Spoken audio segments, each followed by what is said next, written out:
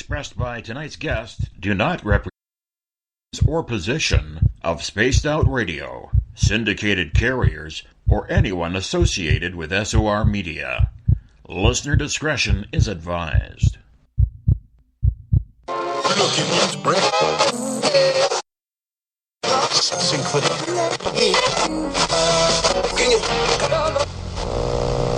Oh man, there's got to be something to listen to on this dial. This message is being broadcast by the Department of Defense of the Republic. At 2 a.m. Eastern Standard Time, multiple unidentified objects were confirmed to have entered Earth's atmosphere.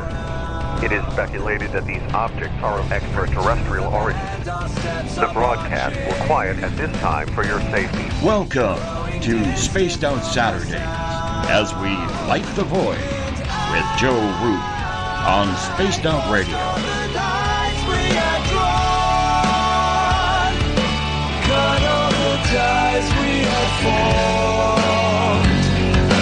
Told all the lies to myself while sleepwalking through it all. You can follow Joe on Twitter at Lighting the Void, on Facebook at Lighting the Void, and you can call into tonight's show at 501-777-5631.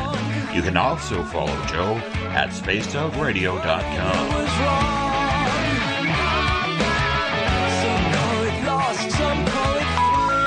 We're sorry. Your call cannot be completed as done.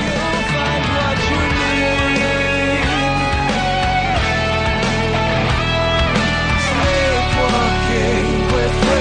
Sleepwalking with me.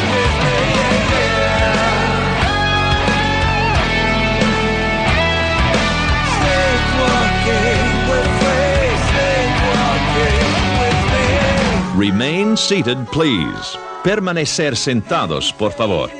9, 8, 7, 6, 5, 4, 3, 2, 1.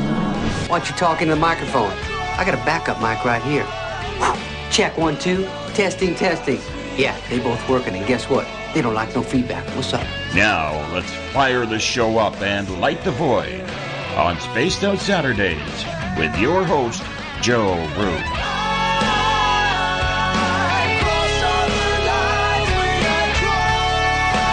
Good evening and welcome to Spaced Out Saturday tonight. I am your humble host, Joe Root, and it's good to have you with us. It's great to be here. Very honored to be here with you on this lovely Saturday night, January 6th on into the 7th. Thank you all for joining us wherever you're listening from across the World Wide Web or on our affiliate stations as well. Let's welcome in everyone listening on our affiliates. WQEE 99 Rock the Key down in Noonan, Georgia, home of the Walking Dead. We are also live on the United Public Radio Network on 107.7 FM in New Orleans and over 160 countries around the world. We are also live on spacedoutradio.com, Spreaker, and the Fringe FM.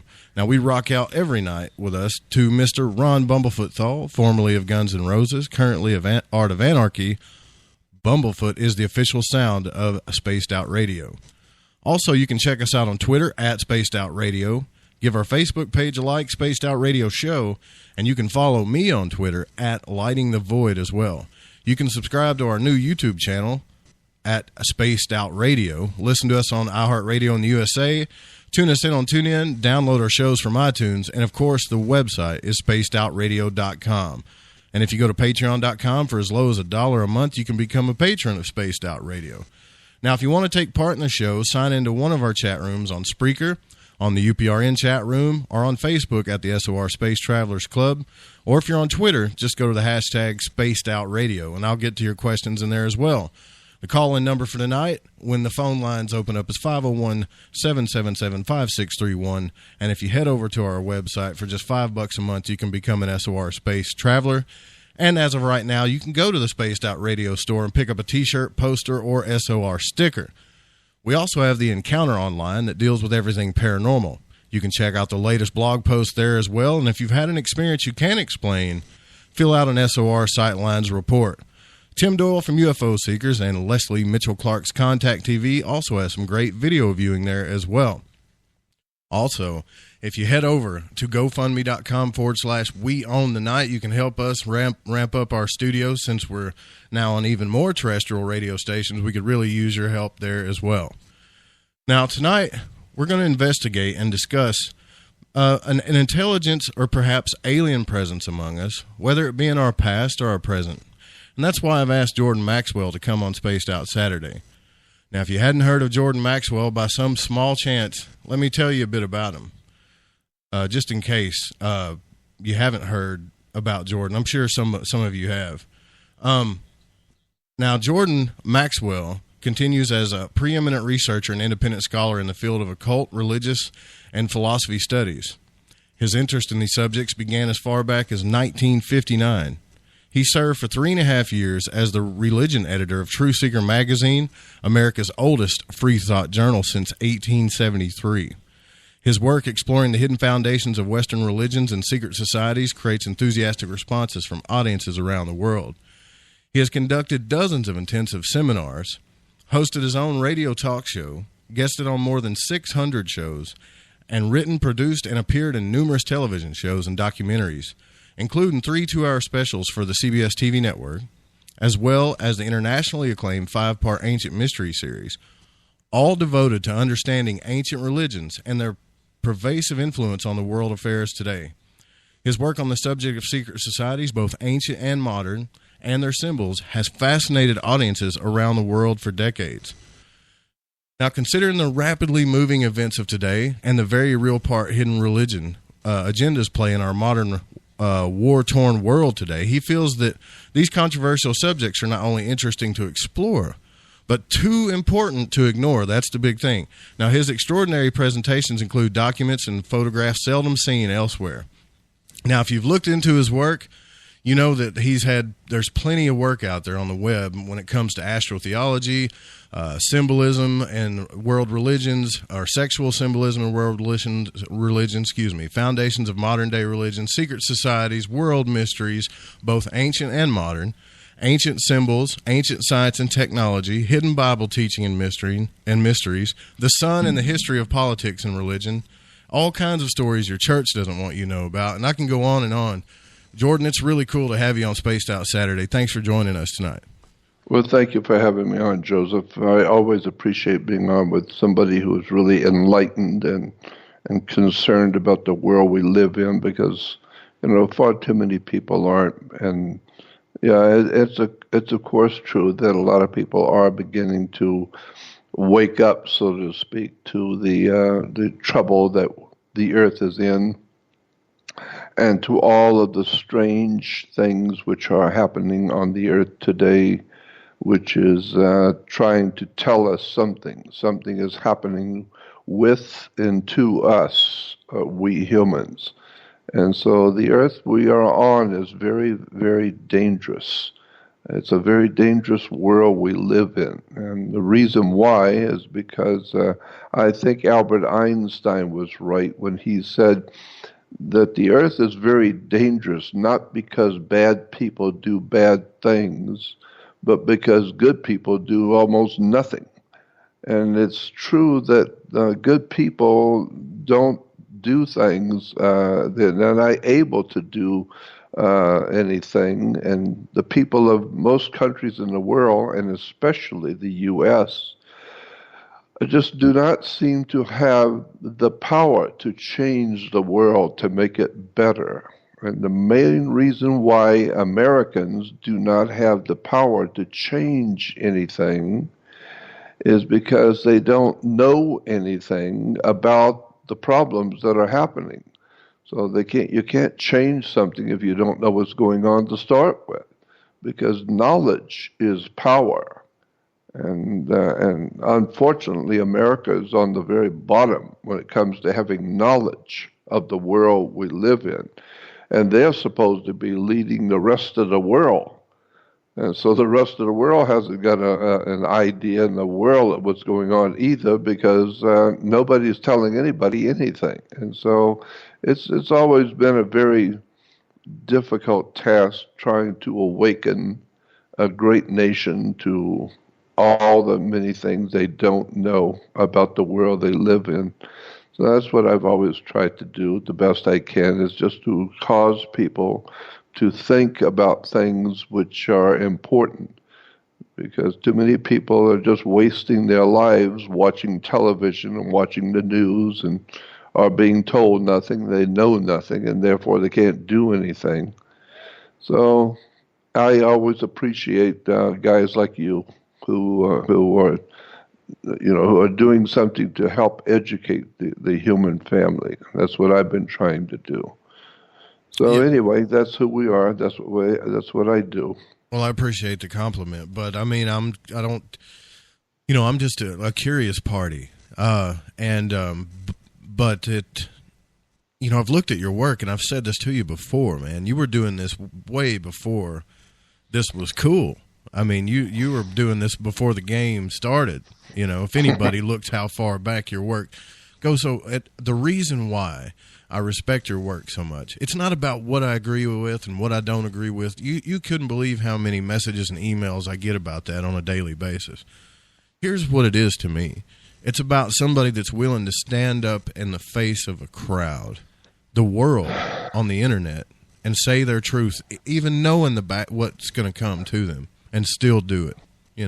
I respect that about you a lot. Well, that's true.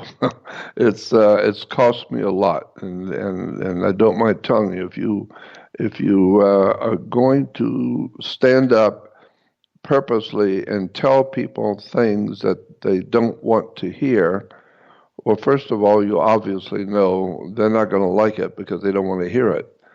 But you're also going to make some very powerful enemies.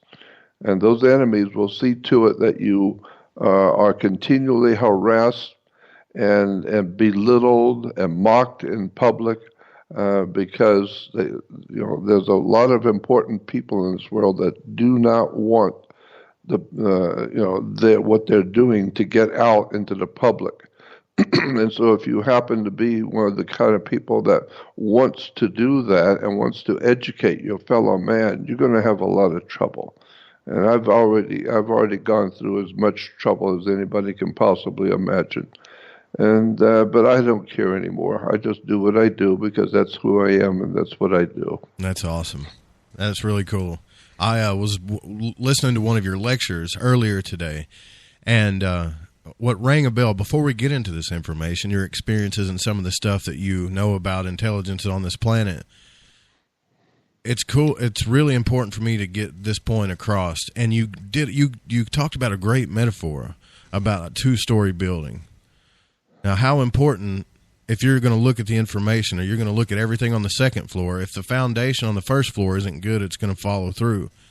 That's right. How important is it for that first floor to be right, to know what's there? And I think what you were getting at is we got tons of religions, tons of teachings, tons of mystery teachings, but where does the foundation of these teachings come from? Where is this knowledge coming from? Because your life depends on it. Point. That's precisely the point. If the idea I said was, if you are going to put a lot of weight on a second floor building, like cars, going to store a bunch of cars and trucks, or printing presses or things like that was really going to be heavy, then you should go downstairs first on a ladder with a building inspector and remove the ceiling tiles downstairs and check the foundation of the floor that you're going to build on. So you're checking the foundation to see if it's going to hold that kind of weight. So what you're doing is you're standing under the foundation you're going to build on. And this is where we get our word understanding. So if you don't go down below the surface of the things you think you know and things you've heard, then you don't understand. And if you don't understand, your whole life is going to be nothing but problems and difficulties. And most likely it's going to be a very terrible life because you're going to make mistakes after mistakes after mistakes. Why? Because you don't understand the world you live in. If you don't understand the words, the terms, the symbols, how the world works. You just go to Las Vegas and bring as much money as you can and go to Las Vegas into the really sophisticated big hotel casinos and watch how quick you are broke. Watch how quick you lose everything. Why? Because a fool and his money are soon parted. And so, if you are going to, if you're going to build on a foundation, your life, you better check the foundation you're building on, and you better find out how the world really works, not how you thought it worked.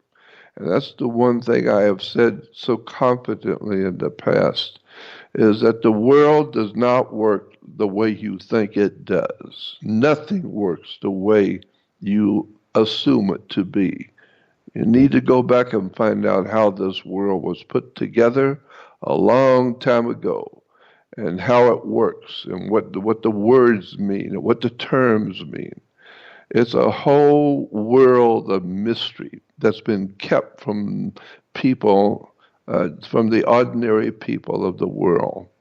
I'll give you a classic example. I can give you hundreds of them, but a classic example is if you have to go to court. You got to go to court for something. Why do you have to go to court? What does the word mean? Well, you play tennis on a court. You play basketball on a court. So if you're going to court, the whole idea is a game.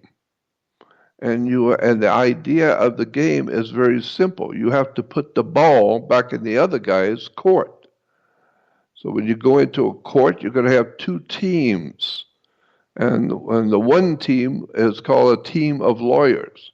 And so you're going to have that team defending you, and the other guy you're suing, he's going to have a team defending him. And so, well, you can't have a game without an umpire or someone to watch the way the game is being played correctly. So the judge is a referee. The judge wears a black robe.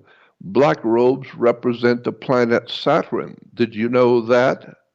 And so if you understand Saturn, the planet Saturn, in relation to ancient religions and what Saturn represents into modern day government and courts and law, it's going to be an extraordinarily strange world when you walk into a courtroom and not understand this is a game.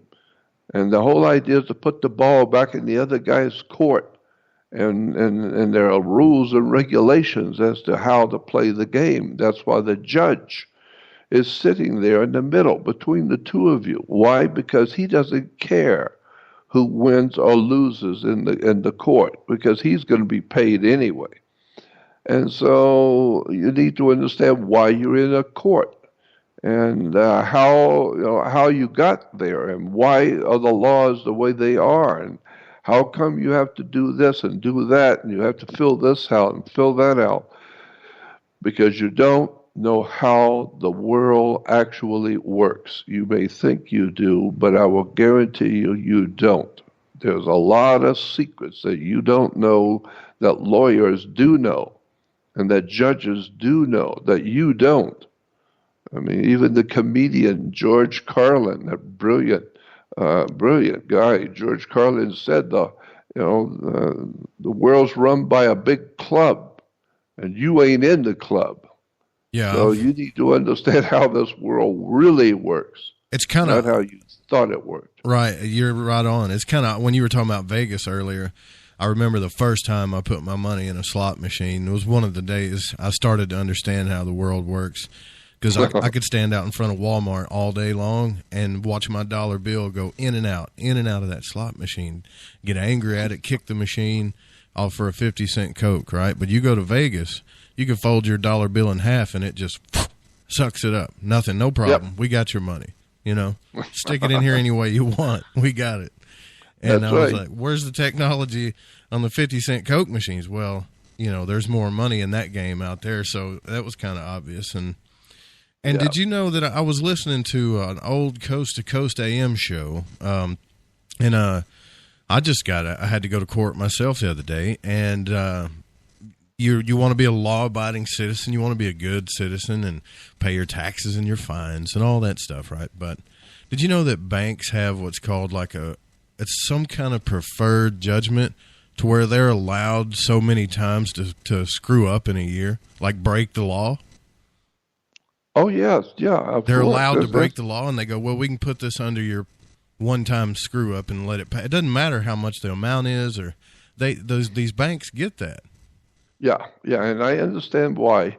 It's part of what I was saying. You don't understand the way the world works. Banks, why do you have a bank? You put your money somewhere, but why would you put it in a bank? Because the word bank comes from like a river bank. What does a river bank do? Well, it directs the flow of the currency, because your money is considered water. I mean, people say to you, your money goes through your hands like water. No. Money is by law considered to be a liquid asset. It's considered to be a liquid, a water. And so that's why people say your money goes through your hands like water, because in point of fact, money is considered by international banking cartels to be water. It's the ebb and flow of the canal. And it has to do with your birth. It has to do with your name. So you need to understand what a bank really is, not what you thought it was. And so that's a whole story in itself. Just the word commerce.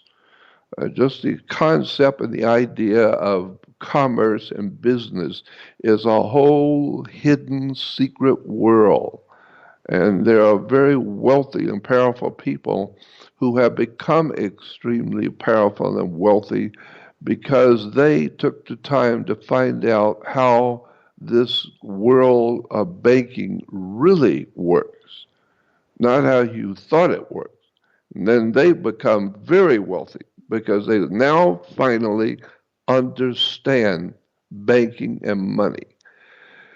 And so it's an extraordinary story, just one of many, about how things work and how you thought they worked. And we could talk about all of this anytime. Well, my thing is it's obvious that we all know that there's something that we don't understand that's running this whole thing. Now, you got that right, boy. Yeah, and now we've got all kinds of stuff coming out about disclosure. We've got aircraft that we don't know what it is. And most of us in this community have always known there's been some other presence here. But I really want to get your take on this, Jordan, because I've looked into the secret societies and all of the symbolism in your work there. But just like when I was asking you when you were on Lighting the Void, your take on the alien presence on this earth, whether it be in the past or now, do you have, what's your opinion about that? Let me just start there. Well, I would say that in my opinion, there is no doubt in my mind whatsoever that there is an extraterrestrial presence on the earth.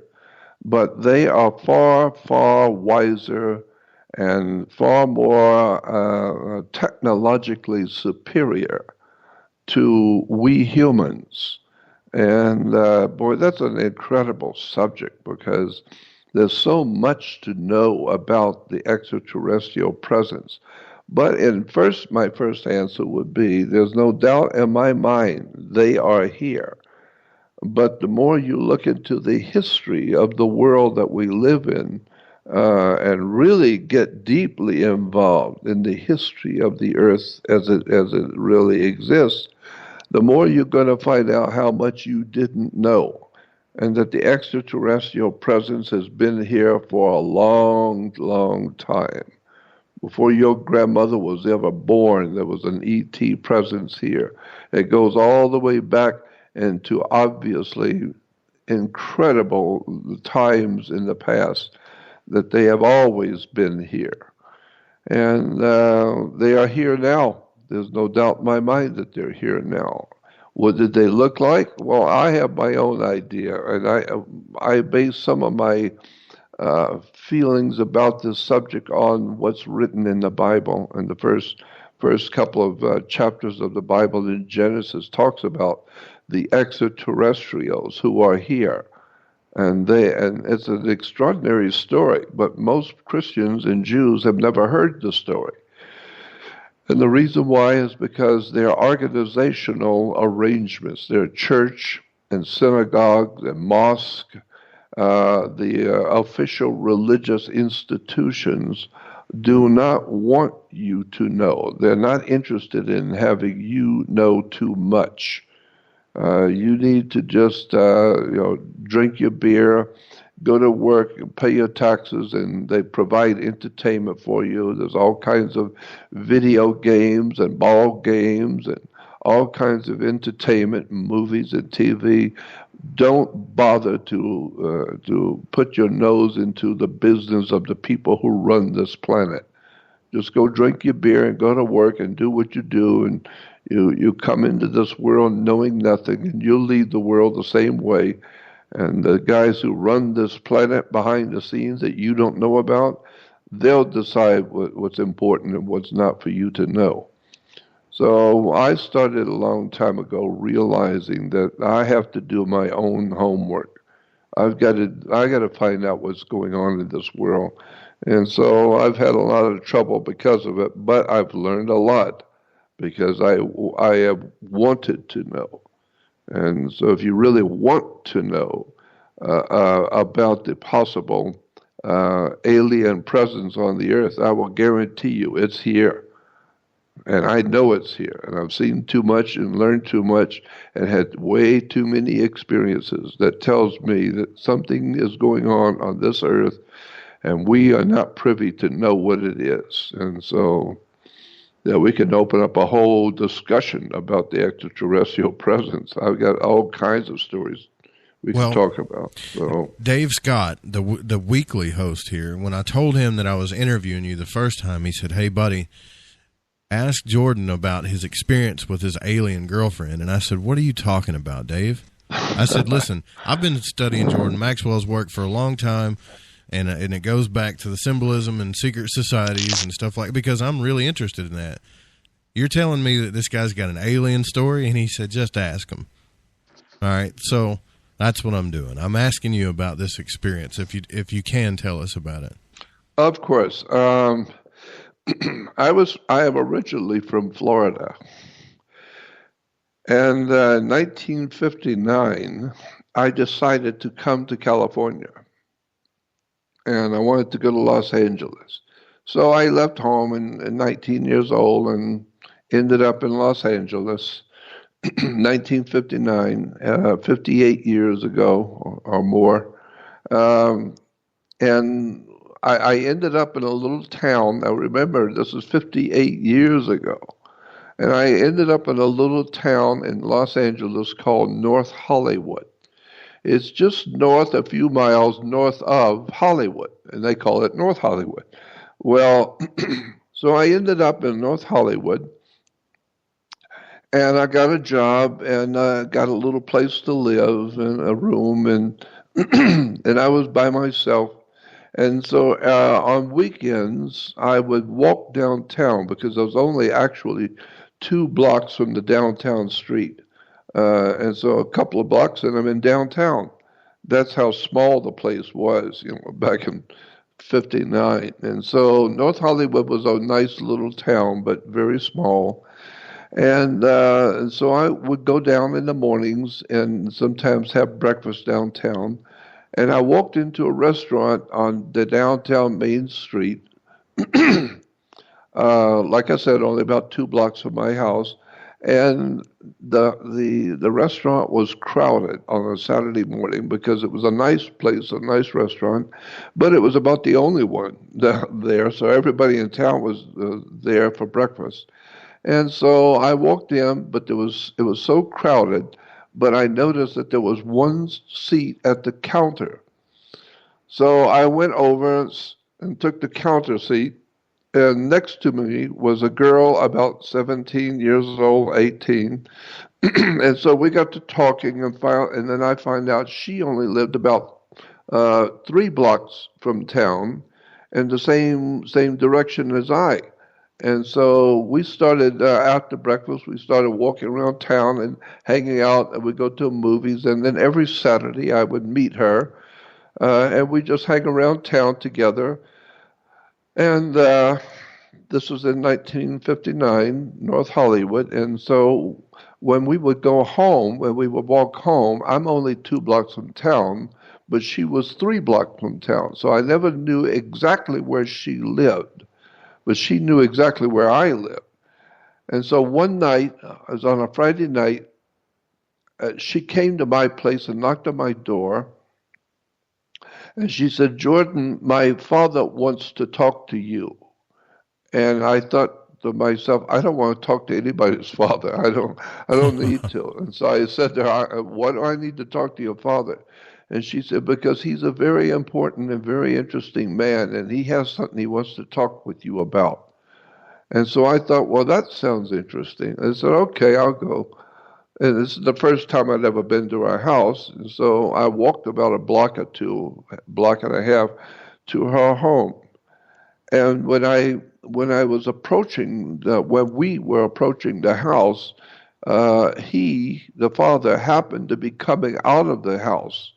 And we saw him, he saw us, and the moment I saw him, I felt very strongly that there was something about this man that is not human.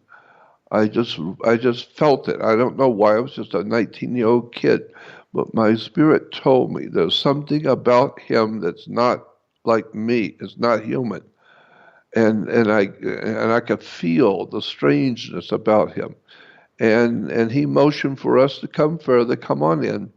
So we did, and so the girls, my girlfriend, she had a sister about 10, 11 years old. So her and her sister sat on the floor.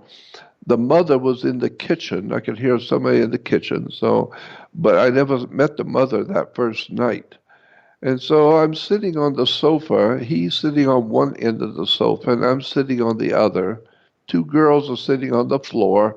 And we're talking, and the father's talking with me about just general stuff. How do you like living in California, and are you working, and this and that, and so I was feeling a little bit easier, a little bit better, because he's talking with me about things I can relate to, even though he's kind of scary. There's something about him that's not quite right. But I liked him. He was very, very nice and very cordial. And so after talking with him for a few minutes, he said to me, "Remember back in Florida when your dad built a new back porch? He tore down the old back porch, and he rebuilt the back porch with your uncle. His brother helped him build a new back porch." And that scared me. And I was not ready for it. I wasn't ready for that, and it scared me, and I didn't want to show tears in front of my girlfriend, but he scared me, and I said yes, and he said, "Well, you remember when your dad built that new back porch?" And I thought to myself, how does he know that? Well, where did he come by knowing what my family did in Florida? And he said to me, "Well, did that happen or didn't it?" And I shook my head and I said, "Yes, that happened." And he said, "Well, remember after your dad used green wood? It was very green wood because it was cheaper." And he said, "And remember one night you went out on the back porch when you were supposed to be sleeping, and you sat out on the back porch in the full moon. It was a full moon that night. And do you remember that?" And I shook my head. I didn't say anything, but I remember that well. And he said, "Then you talked to God, didn't you? You were about 8 years old, and you talked to God." And I just looked at him. At this point, I was really scared. I was really frightened, because it seemed like he knew everything about me. And then he said, well, did you do that or didn't you? And I said, yes, I did. I did sit on the back porch. And he said, and remember when you were sitting there under the moon, the full moon, and you started picking the wood with your finger because it smelled funny because it was green lumber, and you picked it and were using it as a toothpick. Remember that? And I shook my head and said, yes, I remember that. And he said, well, what did you say to God? You asked God something, didn't you? And I said, yes. And he said, well, what did you ask God? What did you ask him? And I didn't say anything. I just looked at him. And he said, well, I'll tell you what you said. You said to God that you wanted your life to have a meaning. You wanted to do something with your life that had an important meaning, a meaning. You don't just want to be here because you were born. You want to do something with your life. And he said, is that what you said? And I said, yes, that's what I said. And he said, well, that's why you're here. And he said, why did you come to California? Why did you come here? And I said, I don't know. I just needed to come. I just wanted to be here. And he said, that's right. We brought you here. And I said, I don't understand what you're saying. He said, well, that night when you were talking to God, we were right there. We were standing there. We were listening to you. We were there. Now, how could I know all of this about you if I wasn't there? And I said, I don't know how you know this. He said, well, we were there. And I said, I didn't see anyone. He said, of course you didn't see us. We don't let people see us all the time. We can if we want, but we don't let people see us. But we were there, and or else how would I know all that I know about you if I wasn't there? And so I said, who is we? What are you talking about? He said, well, you asked God to let you do something, so we decided to let you do something. So that's why you're here. We brought you here, and we have something for you to do. And after all, you did ask, well, we're giving you an opportunity to do something. And I said, what is it I'm supposed to do? And he said, well, first of all, it will not happen to the very last part of your life. The last few years of your life, we have something for you to do. But that's a long time from now, so don't worry about it.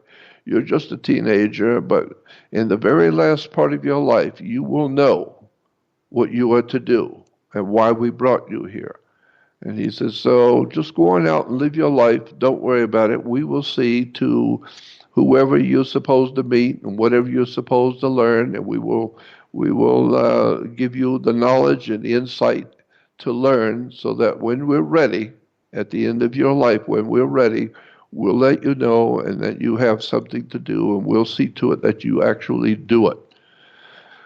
And so then he said to me, my head was spinning. I didn't know what to think of. Yeah, I would have been. Did you ever ask him, how do you know all this stuff? Yeah. Well, he told me. He said, we know. And I said, who are you? Who is we?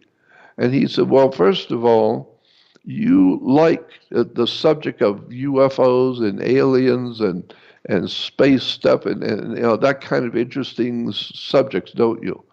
And I said, yes, I love those subjects. And he said, yeah, I know. We know. We've been watching you for a long, long time. We know who you are. And we know what your likes are and what you're interested in.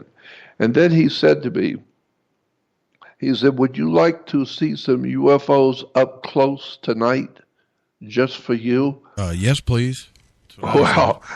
And I said, yes, I would love to. And he said to me, well, we can do that. I can do that for you.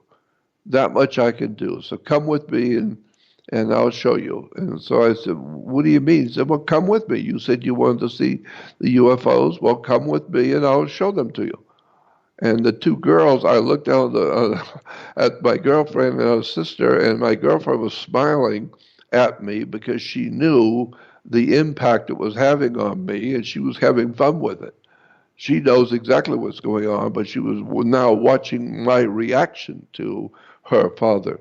And so he said, come with me. And so I got up with him, The two girls got up. The four of us walked out into the front yard. And it was about that time, it was about 11:30, 12 o'clock at night in North Hollywood. And he looks up into the sky, beautiful night out, and he looks up into the sky, and he inaudibly is talking to someone. His mouth is moving, and he's talking, but you can't hear him. And then he turns to me, and he says, they said that they will be here in about a minute or two. They'll be coming from the southeast, and they'll be coming from the mountains over by Griffith Park. They're coming over Griffith Park. Well, from where we were in North Hollywood, I could see the mountains of Griffith Park. And so he said, they'll be coming from that mountain. He said, in about a minute or so, they'll be here. And I said, who are you talking about? And he said, I remember him smiling and saying, look, you said you wanted to see UFOs. Yes. You believe they're here. Yes. Well, then just wait, and they're coming. You want to see them, so they're coming to show themselves. And about a minute or so later, absolutely 3 beautiful full moon size craft, 3 of them in a triangular formation, and not just a light in the sky, but a full moon size, 3 of them come quietly over the mountain, not speeding at all, just gently flying over the mountain into the valley where we were. And it stopped right over the top of us, over our heads, these 3 beautiful, gorgeous, glowing circular saucers or whatever. There were 3 craft. And each one of them was glowing incredible colors on the bottom. And it was like, what it looked like was a pie, a round pie cut in 6 or 8 slices. And each slice was a different color. But the one thing that really stood out is that the colors were laser colors. And at that time, 59, I didn't know anything about a laser, but I was dazzled by the colors, because the oranges and blues and greens were absolutely extremely blues and greens, and it was a laser colors. And they were beautiful as they circulated and made no sound whatsoever at all, no sound. And yet they were gorgeous, they were beautiful and mysterious, and they're right over our heads.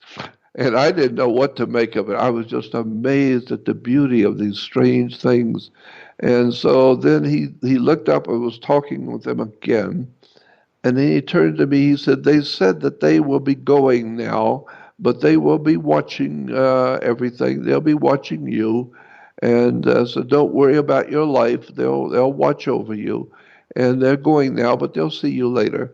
And so, and I just stood there, standing there with the girls, looking at these beautiful 3 glowing objects, and they took off, not fast. They just started flying away, slowly but surely. We watched them as they left, and after a few moments, and they were finally gone.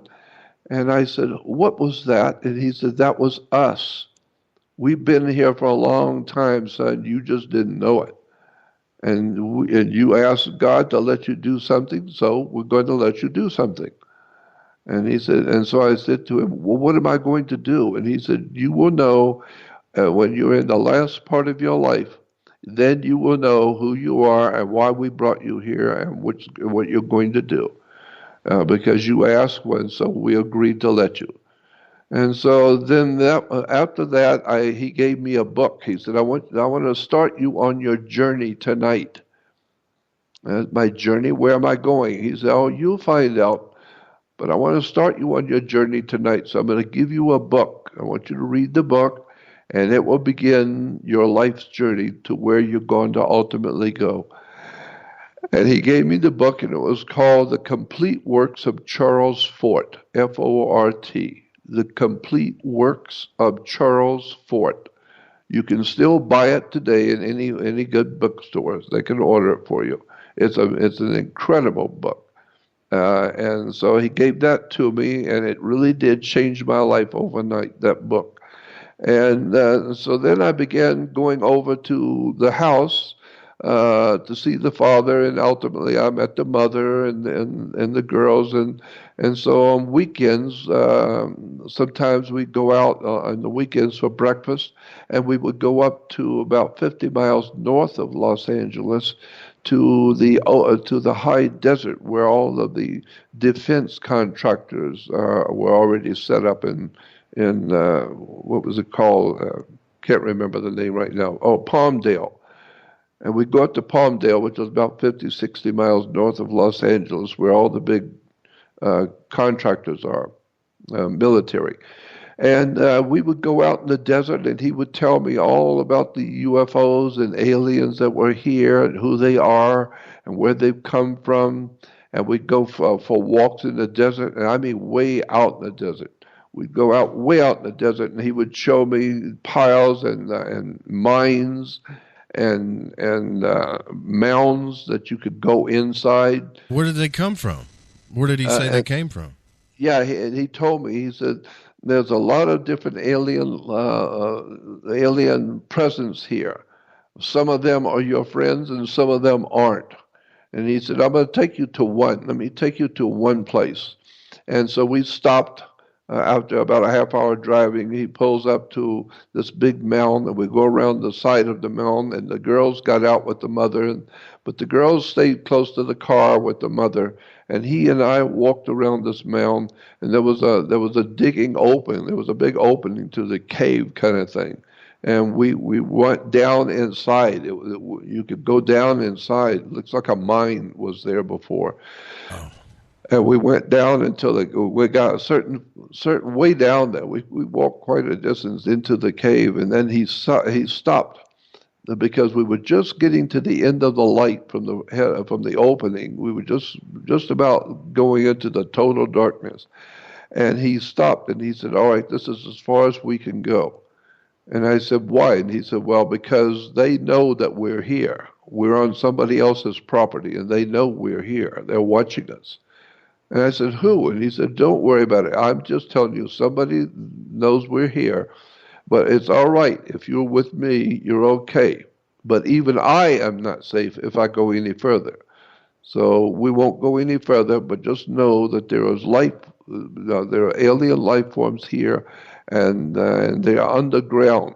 And so that's all you need to know. That's all you need to understand." So we came back out. But we would do that all the time. We would go to different places, and he would explain what's going on with alien presence and who they are and where they've come from, and etc. And so, and then one day, not even about, I think it was about 2 months after my first initial meeting with them, and I was used to going over their home and hanging out with my girlfriend and her father, and I was fascinated with him. He was brilliant in all of his knowledge about the world and how it worked. And then one morning I went over, and the house was totally empty. The doors and windows were wide open, no furniture, no nothing. They were just gone, period. And I never, ever heard from them again. The girl didn't tell me she was leaving. The family didn't tell me anything. They were just gone. And so I sat there very heartbroken that it was like my family, and they're gone. And I'm back to being a 19-year-old kid by myself again. And but I realize now, as I did a little after that happened, I began to realize that I know what happened. He was supposed to come to talk to me. He was supposed to get my attention and to awaken me to my destiny, or whatever you would call it. And then once he did that, and once I was solidly convinced that I have something to do, then he had done his job well, and he was to move on. So he did. He moved on, and I don't know where he went to, and I have no idea, and I never will know. And I really have no idea who he was, but he certainly changed my life overnight. So that's just one of many. I almost 40, I think it's 39 or 40 of what I call peak experiences. Major experiences that are extraordinary that have happened to me. And that meeting with my girlfriend and her father was just one of my 38, 39 peak experiences that I've had in my life. I've had extraordinary things happen to me, meeting and being in the company of important people and learning things which I would never, ever have an opportunity to know about. But I was led into it and found it, and I know somebody wanted me to know, and that's why I'm having these experiences. And so for what reason is all of this taking place? And now I know, I understand at 77 years old, I understand what he said. The last part of your life, you will have something that we want you to do. And I now know what it is, because he said, when it comes time, you will know who you are, what you have to do. So I understand what my destiny, so to speak, what my destiny is to do what I do. I always try and preface my comments by saying that I am not a world-class authority on anything. There's nothing that I am a professional and an authority on. Right. Yeah. I'm just an ordinary man like anybody else. I've just had extraordinary experiences. I look at things the same way, but I have never had an experience like that. Did they ever tell you how the technology worked on the craft at all? I mean, Nope. I can imagine you had a million questions going through your head. I don't even know what I would have done in that situation. Yeah, 19-year-old kid being confronted by alien craft at night, but the mere fact that he could do that, the mere fact he could walk out in the yard and look up and talk inaudibly, and then tell me, yep, they'll be coming, they'll be here in a minute, and they did show up, and they were absolutely astoundingly brilliant and beautiful. And otherworldly. My gut feeling was, I don't know what this represents.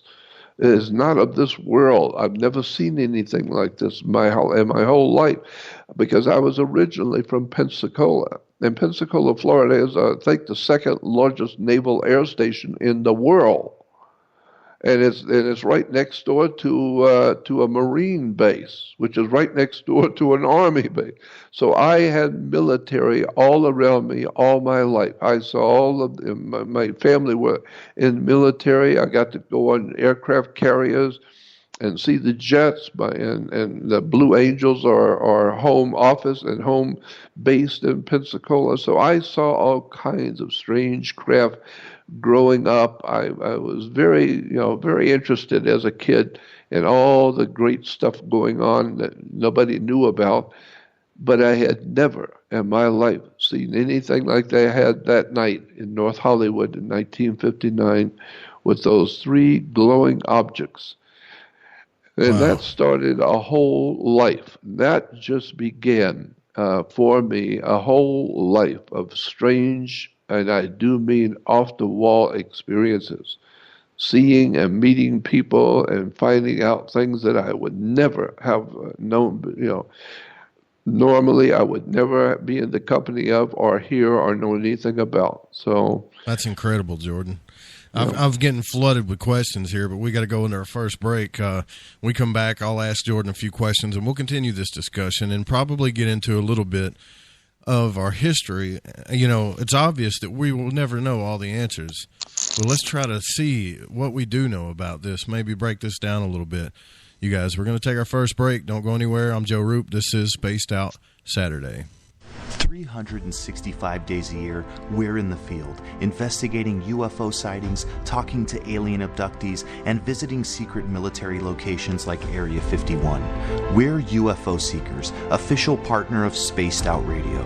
Follow our daily search for the truth at ufoseekers.com or like us on social media. Catch us on Spaced Out Radio every third Monday of the month as we discuss Area 51, UFOs, and more. And also, don't forget to subscribe to us on YouTube.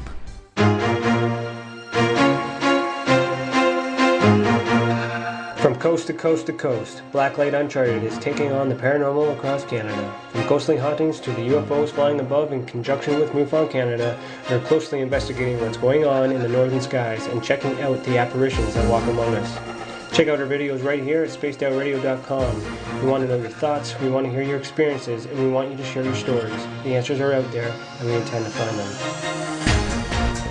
Would you like to become one of our space travelers? All you have to do is click on the Space Travelers icon at spacedoutradio.com. For only $5 a month, you can get access to some great prizes, as well as private monthly shows, newsletters, and a members-only section on our website. Become a space traveler today. It's paranormal news at its finest. Welcome to The Encounter. At spaceoutradio.com, The Encounter online is SOR's trusted news source for everything weird and strange going on around the world. This is news editor Eric Markham. Our team of journalists are scouring the planet for those strange stories that rarely make the mainstream. No fear-mongering or fake news here. Head over to spaceoutradio.com and encounter The Encounter.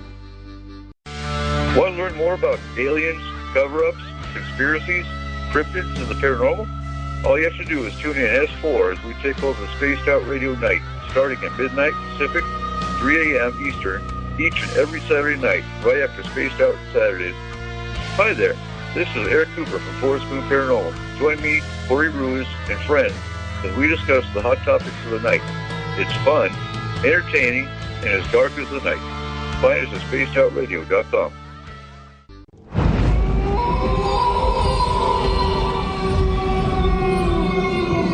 Hey, this is Canadian paranormal investigator Mike Moore.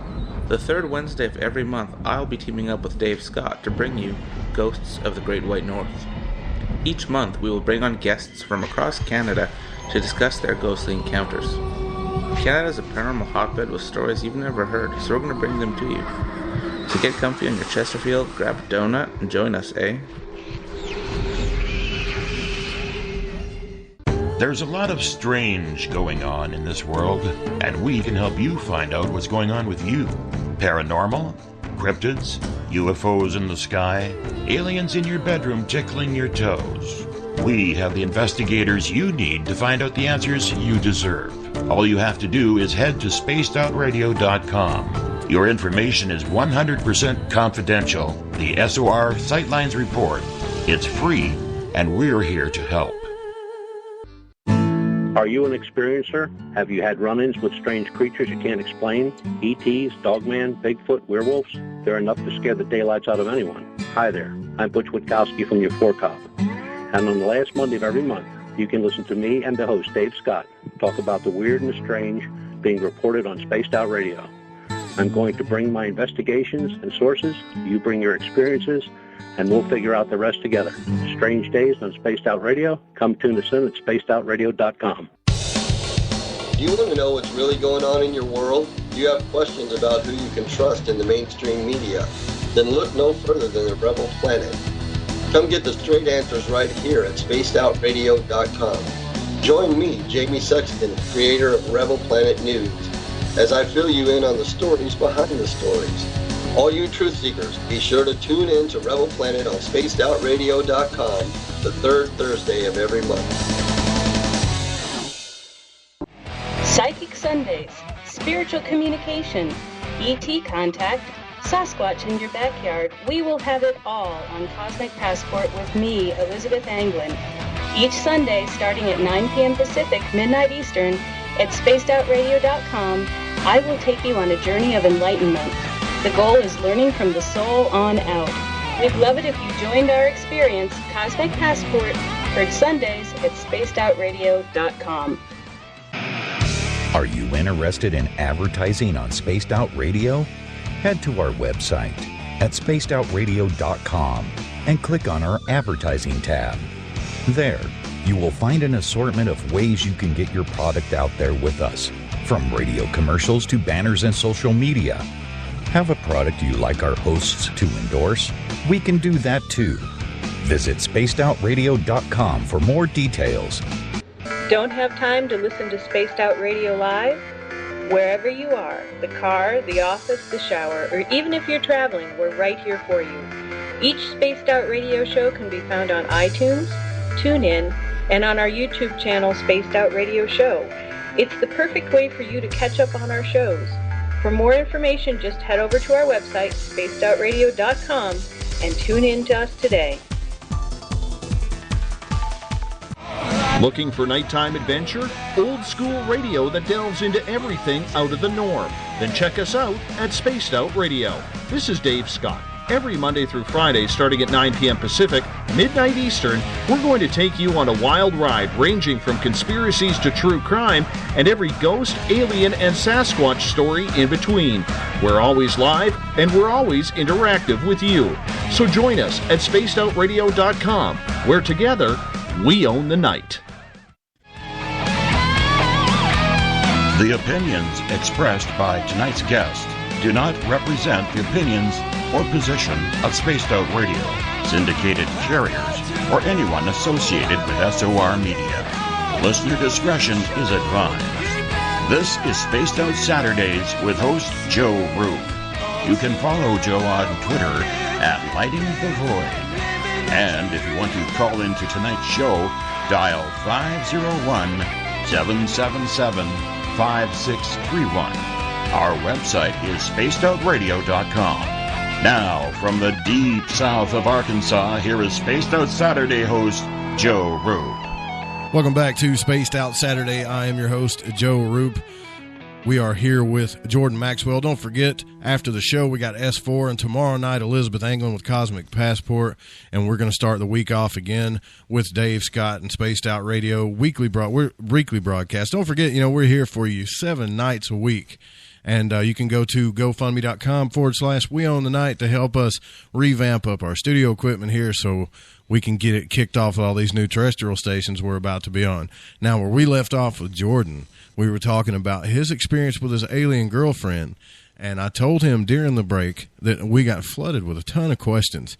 And the first big one, because this one was on my mind too, was, did they look different? And do you think that they were maybe, did they look like hybrids at all? Could you tell a difference? Well, no. I've not really seen extraterrestrials myself. That, in the classic sense of the word, that you see these little small creatures with big heads and large eyes. I've never had the opportunity to see that. But I have seen, and so my whole understanding of alien life forms is quite different from most people because I'm aware of certain things about this whole subject of alien life forms in the universe. If we have a moment, let me explain to you what I say, because one of my teachers many years ago in school said, if you're going to talk to an audience, remember to define your terms. Define what you're saying. When you're talking about God, explain what you understand about God, because it may not be what other people are thinking about God. So just define your terms first when you're talking about something. So I'd like to define for you what I feel and what I think after 58 years of having all these experiences, what it has told me. I believe that the Old Testament of the Bible, like the New Testament story, is a metaphor. It's a symbolic stories. But within those symbolic stories are woven actual facts. So let me give you an idea about what I'm talking about. When I'm talking about extraterrestrials, in the Bible, in the book of Genesis Genesis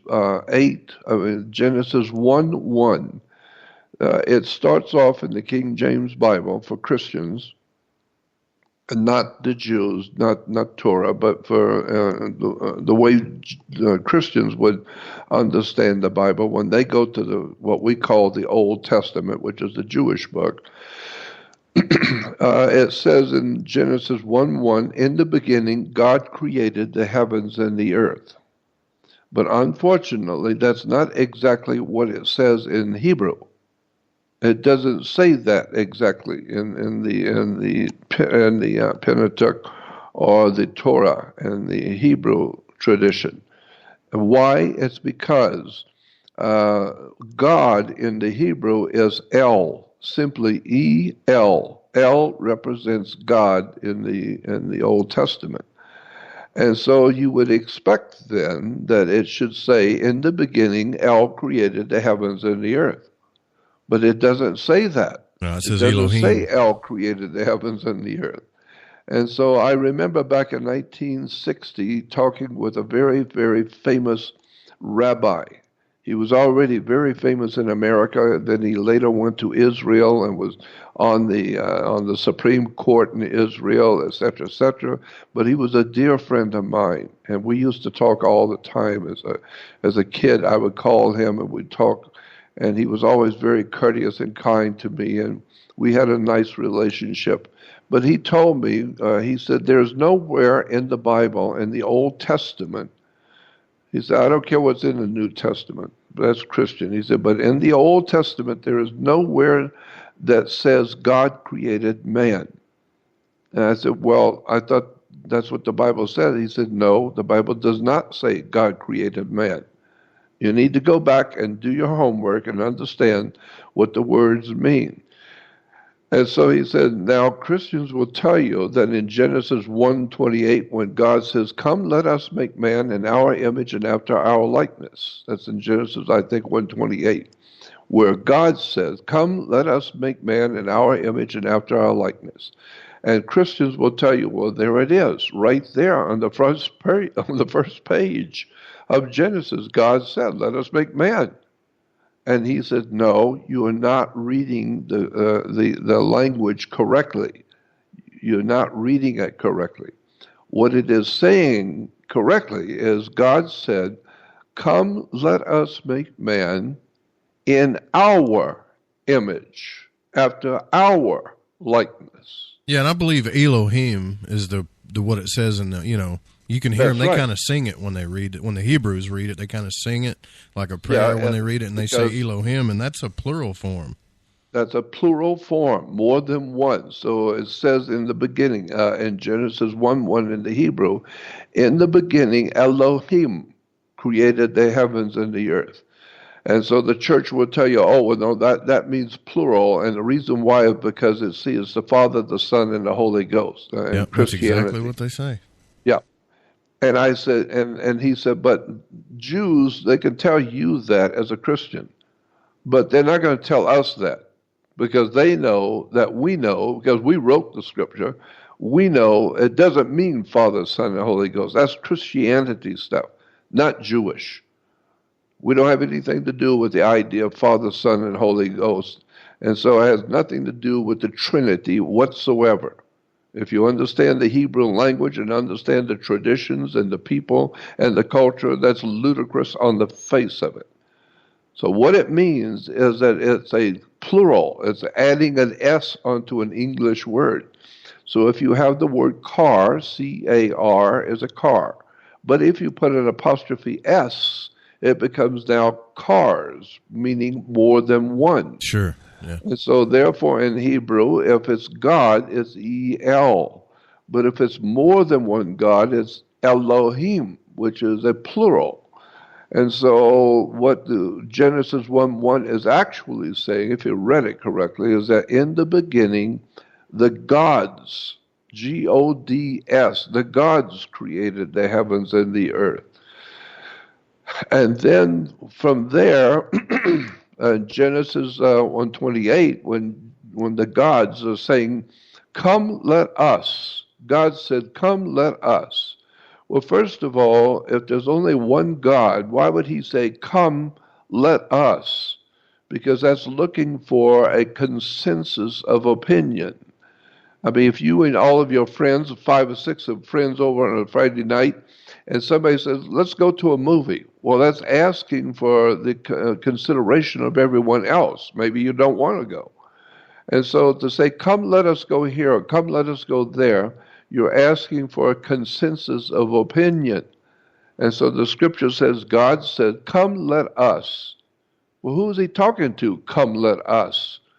And so it said, come, let us make man in our image, after our likeness.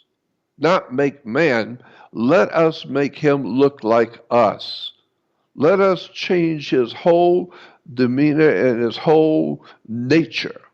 Let us take this creature that we call Neanderthal or Cro-Magnon man or whatever these hominid creatures were hundreds of thousands, if not millions of years ago. Somebody came here to this earth a long time ago, and I do mean a long time ago. And they saw and encountered the indigenous creatures that were here, and we now have their skeletal remains, and we call them hominids. Hominids are like large apes, but they walk upright. They're bipedal, and they walk upright like us, and they kind of built like us, but a little different and bigger, but they look like us. And so somebody, the Bible is saying some bodies, more than one, came here and encountered the creatures that were here on the earth, and they were like Neanderthal creatures. We call them cavemen. But they said to themselves, let's make man in our image, after our likeness. So, because for being so clever, he's not that pretty to look at, and he's not very smart. So let's take one of the females and put her into a protected area. We call it the Garden of Eden. Let's take a male and female and put them into a protected area. And so nobody can harm them, nobody will fool with them, right. And we will put into this female our DNA. We will crossbreed with her and see what she gives birth to, just for the hell of it. Let's just see what we could do with changing what they look like and how they present themselves. And so therefore God says, come, let us. Again, who's us? And let us make man in our image, after our likeness. Now take that, meaning that we now look like God. Well, because we are the offspring of the gods, so we look like them, and we are like them. Yeah, well, you can be ignorant and ill-informed and vindictive and stupid and do things wrong. Well, so can they. Maybe the gods, then some of them we call demons. They made mistakes and they're paying for it. So they're called demons, while others were smart and clever and didn't make the same mistakes. And so the spirit world is filled with good and bad and evil, just like us. So is it in your opinion that the theological books, let's just take the Bible, for example, which is a deep subject and can divide most people, just talking about it, but is it in your opinion that these books and these stories were written and instilled by extraterrestrial or alien or, that's what we call them, but a higher intelligence, basically? Oh. Did they write these books or did we write these books? Well, I think that we probably wrote the books, but we now are sophisticated enough today to know that we can influence people's minds electrically. It's called brainwashing and all kinds of other high technologies electrically that science has come up with, in the last 100 years, where we can play with people's minds. Project Paperclip did a lot of that kind of stuff, and Project Rainbow, and all these different military projects of controlling people's minds and making people see things and hear things. Well, I think that we probably did the writing, but the knowledge was given to us to write.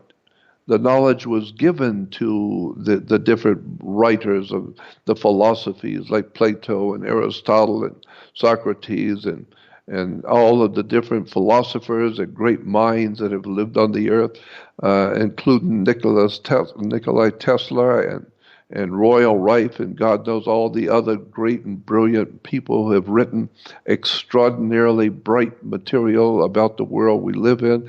I think they are given that knowledge. And so we humans write it down, but where did the thoughts come from? Because one thing we do know now that we didn't know a long time ago is that the human brain is an extraordinary thing, and I've heard lectures on this subject. That the human brain, what is the human brain's function? Why do we have a brain? And what is the actual reason and the necessity for having a brain? Well, first of all, science is now saying that the brain is only used for one thing only in this life. It is used to control movement, period.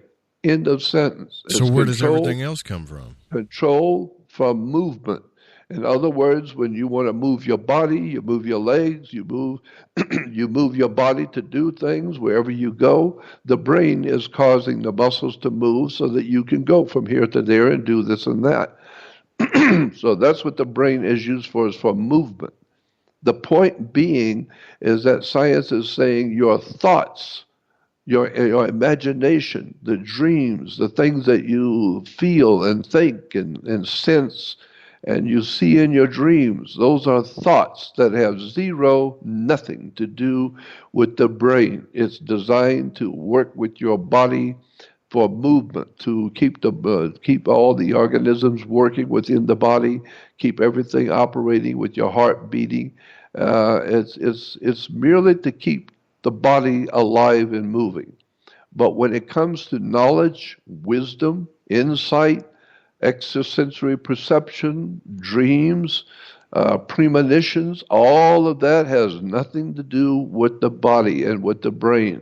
Well, where is all of that coming from? Your thoughts and your beliefs and the things you see and the things you believe, where's all that coming from? Well, science will tell you. We don't know where it comes from. We have no idea in the world where it comes from. So it's just a phenomena that we live with. So your brain is only for the use of your body and for use of movement. So I'm saying that, yes, a lot of the very important scriptures and ancient script that are very important to the Hindus, the Egyptians, etc., are put there in our minds by a higher intelligence who is not from here, and they are maneuvering the spiritual side of life for the mankind.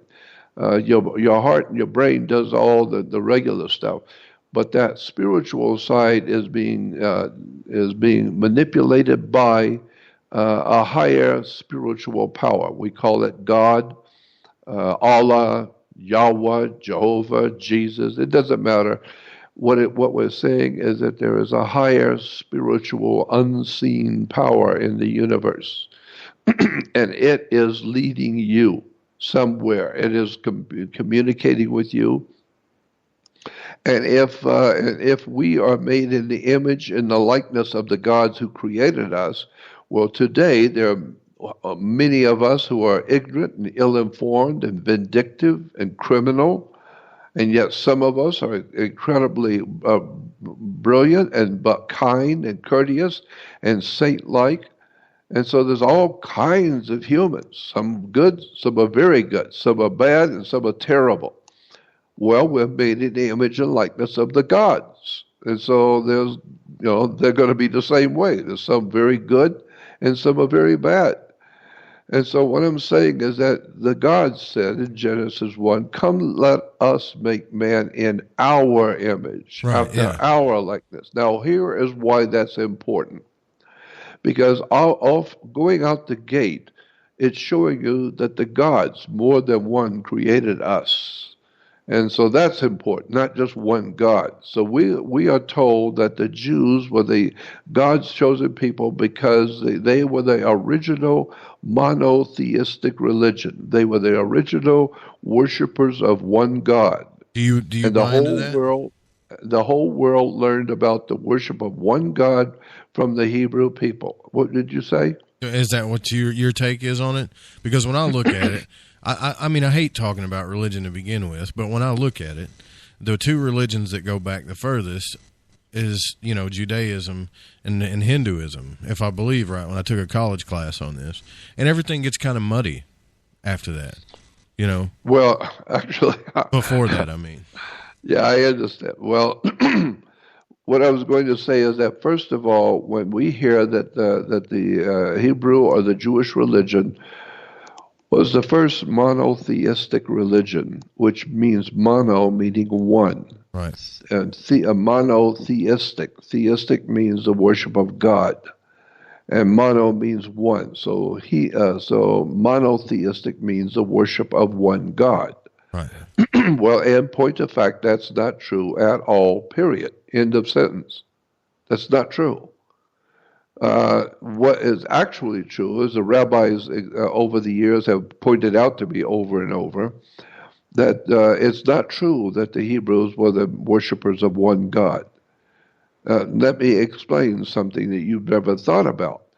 What I have been told by rabbis and suggested by other rabbinical authorities is that there are many gods in this universe. So maybe there's like 14 gods, 18 gods, and they're all equal.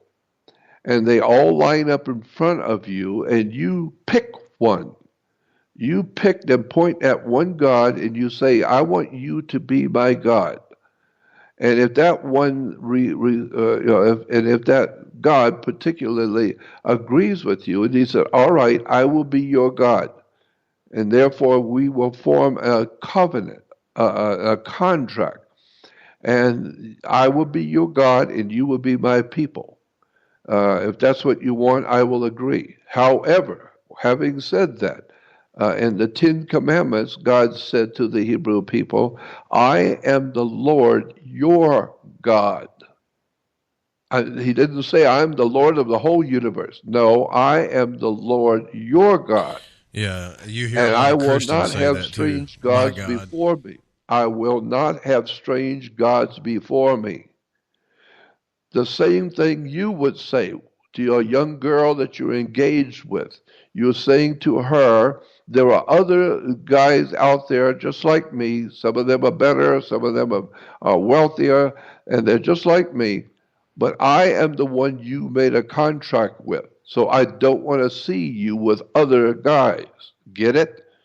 Yeah, makes sense. You made a contract with me, and we're going steady, so you honor that contract. And if I find out you're seeing other guys, the contract is null and void.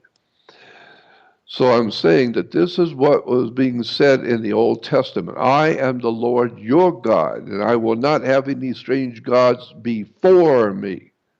You can talk about them after me, and after we are totally settled between you and I. You can talk about all the other gods, but I better not catch you worshiping any other gods before me. And so therefore the Jews are the worshipers of one God because they picked one God in a group. And so the Jewish religion is not monotheistic. It is heno. The word is Heno. Henotheistic. Henotheistic means to pick one from a group. And so therefore, if you pick one, well, then you're the worshiper of one God. Yeah, but there's 14 others standing there you didn't pick. And so that's the correct way to understand Judaism, is they picked a particular God and made a covenant with him and a contract that they would follow him and he would be their God. And so in the contract he said, I am the Lord your God. But I will not have any other gods before me. So understand the Hebrews were not the first monotheistic. They're not monotheistic today. They never have been and never will be, and Christians aren't either. There's Muslims, Christians, and all the other religions. Everybody should understand there's more than one God. There are many gods, and you have picked one, and therefore you can say to the world that you are the worshiper of one God. But that's not true.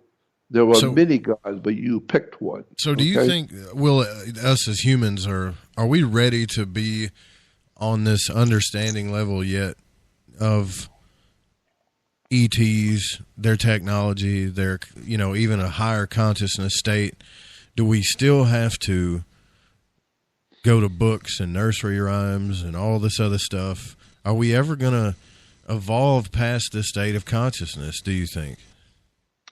Well, that's a big story. That's a big subject, because I have discovered, it's just my opinion, but I've been doing this kind of teaching work for 58 years.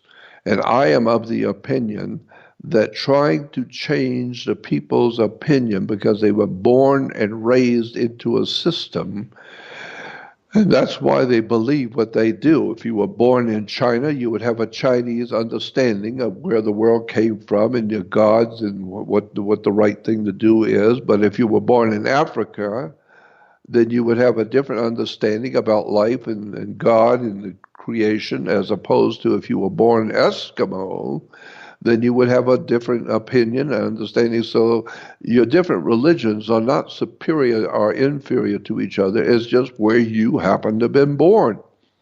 And you just happen to have been born in Israel, and so therefore you just happen by chance to be Israeli, and you have a particular religious belief. Does that mean it's the absolute sovereign truth of the universe? No, it just means that's where you were born. Unless, of course, you were born in Alabama to a Christian family, and you grew up in a Christian family.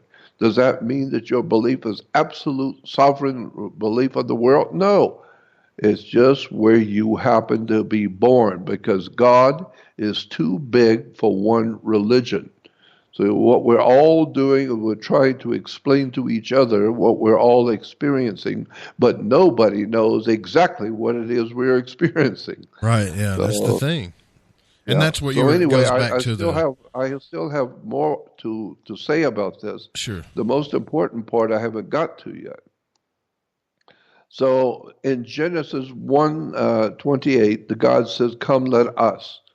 And make man in our image, after our likeness. Right, we don't like what he looks like, and he's too stupid. But let's make him look like us and be like us. All right. But then you go on to Genesis 18. Genesis 18, the chapter, and it's talking about Abraham and Sarah. And it says that Abraham and Sarah, many countless thousands of years ago, said that they were in their tent, and three men, the scripture says precisely, three men come walking up into their area, and Abraham saw these three men coming toward his tent, and he came out. Abraham, the Bible says, he came out and prostrated himself, laid down on the sand, and with his head down and his arms out, and he said, "What is my Lord saying to his servant?" So it's telling us that Abraham realized this was God, G-O-D, and Abraham is now asking these three men, "What is my Lord saying to his servant?" And so the older, the one who was a spokesman for the three men said, "Take your shoes off. First of all, take your shoes off, because the very ground you're laying on is holy." Why? Because I'm here. So take your shoes off and show respect for who I am. And so then Abraham asked them to stay and have something to eat. This is in Genesis 18, and the spokesman for the three said, "No, we are on our way on other business. We don't have time to sit and chat with you." And so it says Abraham insisted. He insisted that at least sit for a few moments and have something to eat and have some refreshments, and then you can go. And so the spokesman, being God Almighty, because he looks just like Abraham, is just another man. The three men, it doesn't say three extraterrestrials came or three monsters from outer space came. No, it said three men. And Abraham thought the men are obviously going a long ways and they're walking, so they need to have something to eat. And so he's trying to be courteous, and so he says, "Stay at least and have something to eat." And so then it says the main man said, "All right, but make it quick. We'll stay for a few moments." And so it says Abraham and Sarah fixed dinner for the three men, and they sat under the tree in the cool of the tree and had dinner and had something to eat and drink. And then the two other men, the lesser of the two, The boss said he just continued to sit there because he can do whatever he wants to do. But the other two got up and said, "Thank you for having dinner. We appreciate it, but we have to go. We are on a mission. We have something we have to do." And so they left. That you will read in Genesis 18. So there were 3 men, not extraterrestrial aliens, but 3 men come walking up. Well, what so about what I'm look asking like you, men. though, Jordan, is what about people like me I'm not religious. To me, that's a nursery rhyme. It's just a story. Well, I know, but you haven't heard the end of it. Well, yeah, so sure, then, so what I'm saying, I'm telling you the story first, then I'll tell you about the story afterward. So then the story goes on in Genesis 19 that says the 2 men that left. Now you read in Genesis 19, where did they go? It says, so the 2 men that left went into a close nearby city, and it was called Sodom and Gomorrah. And it says in the scriptures, I didn't write it, I'm just telling you what it says. If Sure. you go to Genesis well, I'm getting 19, a lot of feedback. Everybody thinks you're preaching at them for some reason, but I know where you're going. everybody says what? They think you're preaching, in the Twitter chat room. I'm not and stuff. preaching, I'm a teacher, and I'm trying to explain to you I know where you're going. extraterrestrial. I know. I'm not preaching, I'm trying to explain the hidden insight into what we call scripture. It's funny watching them get mad, though. That's all it takes, relation- man. Read a little bit out of the Bible, and people will get upset. That's weird, isn't it? Yeah, see, I was asked my opinion, and so I'm giving you my opinion.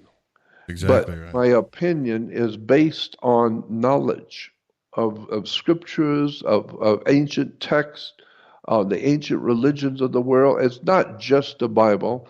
I just happen to be using that one as an example to open up the subject. I could go on, if I'm allowed to finish, I could go on from this now to go into the Bhagavad Gita, the Vedas, the Upanishads, the Rig Veda. We could go into South America, into the Aztecs, the Mayas, right. the Incas. I'm beginning to think that aliens are a religion because it's like that's what they want, but they don't want other people talking about their alien experiences. But I know exactly where you're coming from. I'm just trying to explain to you the start. We got to start somewhere, and this is a massive subject. Yeah. It is enormous in size, and people all over the world have been talking about it and discussing it among themselves. And most people don't know anything about it, so I'm trying to give you a basis of where I'm beginning to look at the subject of extraterrestrials. And so I just happened to start with the Old Testament of the Bible, then go to the New Testament, and then from there, now that lays the foundation for the ancient Hindu, the ancient Mayas, the Incas, the Aztecs, the South American tribes, the Native Americans. Now you open up the subject intellectually, like a professor in the university would, and begin to understand all of the different scriptures of the world, all of the different concepts and belief systems of the world, and show how they're all connected behind the scenes that you didn't know anything about. And because you are offended at a particular book or a particular concept, then you have, your mind is like a parachute. It don't work if it's not open. So if you want to learn something, listen to the teacher and don't have your own ideas about where he's coming from or where he's going to. Just listen. This is why I have said, and I feel very secure in saying it, that there has never been a time on the earth when mankind has ever knew anything about where he is, why he's here, where he's going. It has nothing to do with religion. It has nothing to do with commerce or government. The idea is quite simple. Mankind, as it is today, has no idea where we've come from. They have no idea in the world where the ancient texts and the ancient religions of the world have come from. What the sciences that we now use, where they came from. Mankind is totally unaware of anything to do with the world millions of years ago and where we come from. So, I don't want to offend anybody. No, so I was just making a point. Let me finish. You can't please everybody. I know, but let me finish. So what I will do is I will just stop here so I don't offend anyone. But I'm telling you, you're losing out a lot when you don't hear the rest of the story. Because I was just introducing a conceptual idea to explain it to you in a small, insignificant way, and then from there lay the foundations to look at the entire spectrum of world religions, world government, intelligent creatures on the earth, extraterrestrials, and get into the real meat of the subject, which nobody's talked about for a long time. Right. And so I'm afraid that you're going to lose so much. I mean, I've only been doing this for 58 years. I've only been looking at theologies of the whole world for 58 years. I am not the world's foremost authority on any of them. Right. But doing something for 58 years does give you a bit of a perspective on the entire subject of who are we as humans, what is extraterrestrial life forms, where did we come from. All of this is all part of an educational thing, which I myself call pattern recognition. Pattern recognition means that you are well informed as to what people believe, where people have come from, and the different concepts in religion, philosophy, ideas. And after looking at all of this for 58 years, it finally begins to dawn on you at 77 years old where all of this stuff has really come from. I was trying to give you a Western civilization. If I were in Russia or in the Orient, or in the Middle East, I would go from a totally different perspective. But I'm giving you information from a Western Judeo-Christian civilization in America. That's what we are, whether you like it or not.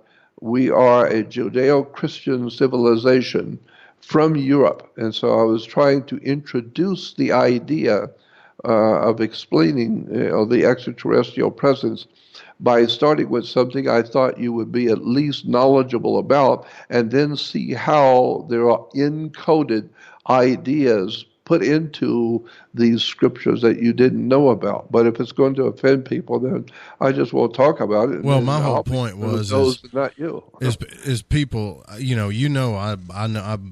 No, I'm smart enough to understand what you're saying. There's and I'm really saying this because I believe that there's a whole another religion out there that's almost like it's aliens or nothing else. But when you look at what you're talking about, all the hidden texts and codes and all our scriptures and everything, that was going to be my question. I was going to want to ask you when you got to the end of your story. What do you think that they're prepping us for?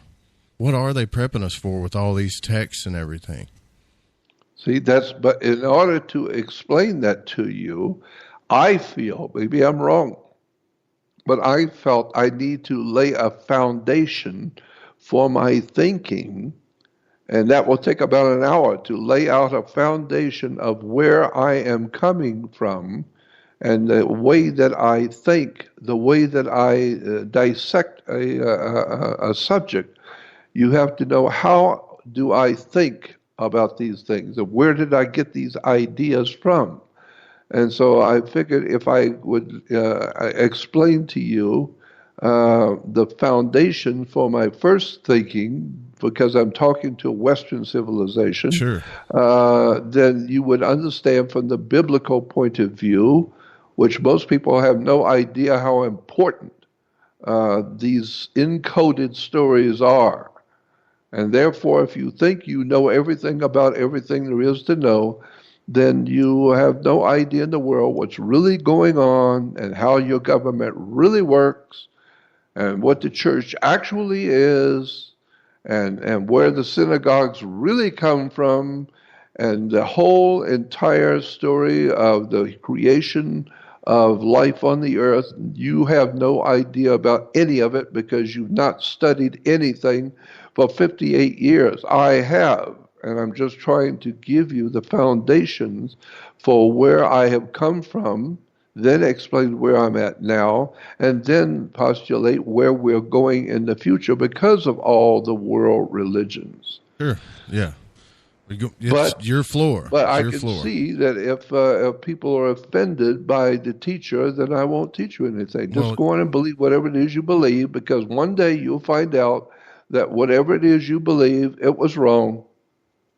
Well, here's what I'm saying, Jordan. I'm not worried about who gets offended. No, I'm not either. I'm not either, and I understand that. But I'm saying to anyone listening that I am just a teacher. And sometimes a teacher will introduce ideas to you that you've never heard before, and you have a particular prejudice. You don't like blacks, or you don't like Catholics, or you don't like women, or you don't like this, you don't like that. And therefore, you don't want to hear it because you're talking about something that I don't want to hear about. So I understand that, but my point is that you will continue to be ignorant, ill-informed, and unread, and generally ill-informed about life in itself, and you're going to pay the price. You're going to go through life as an ignorant, ill-informed, and you're going to pay for that. You're going to pay by going to court. You're going to end up in jail. You're going to end up in a broken marriage. Your children are going to be on drugs. Your country is collapsing. The entire Western world system is collapsing in front of you. Why? Because the people are dying from a lack of knowledge. People have no idea from where anything has come from, where it is now, or where it's going. And I was just trying to help you to understand the fundamental I understand it. basics. But don't you think it's funny that you were talking about the many gods, right? The Elohim, that the pagans call their religion the old religion, and they talk about many gods. So there you go. You know, of course they do. Absolutely. Yeah, and so the word pagan, Christianity uses the word pagan. Do you know what the actual word pagan means? The etymology of the word, what it actually in fact means? Because we humans are so incredibly stupid. We use words all day long that we have no idea where they come from, and we think we understand what they mean. But then we find out later on in life, no, you're just ignorant and you didn't know what the word meant. So let me give you one example of something that happened to me when I was 9 years old. I was born and raised in a Catholic community in a Catholic family. And even as a child, I began to question everything. And the first thing I found out as a kid is that the adults around me do not know they're even alive. Adults to me, as a 9-year-old kid, were the most ignorant, ill-informed, unread fellow man that I could imagine could exist on the earth and be so stupid. And so I would ask questions of adults, and they had no way to answer. They had no idea in the world what this stupid kid is asking. So I was raised a Catholic, and so as a Catholic, I'm told that we're given to understand that if you die in your sins, and especially if you die in mortal sin, really bad sins, that you will go to hell. And your spirit will burn forever in hell because you died in mortal sins. You were very evil. And so when you die, you go to hell where your spirit will burn forever. And so one of the occasions to go to church as a 9-year-old is something called confirmation. And confirmation is when the little children, the Catholic children, are brought together at 9 or 10 years old, and they are confirmed by the bishop. They're confirmed by the church to be Catholics, period. It's a confirmation ceremony. And once that ceremony is over, you are a Catholic, period. End of sentence. And so the day before the service and the ceremony, we were told in the Catholic school, the nuns said, now tomorrow night at the confirmation service, after the bishop has confirmed you all as Catholics, he may possibly, maybe not, but he might possibly ask you children if you have any questions, and your bishop will try and answer them for you as children. So if that happens, we were told, do not ask any questions, period. You don't have any questions, keep your mouth shut, period. And so that next night, after the service was over, we're all Catholics now, and little 9 and 10-year-olds have decided for life who they are. And so the bishop asked, he said, if you children have any questions, I'll try and answer them for you if I can.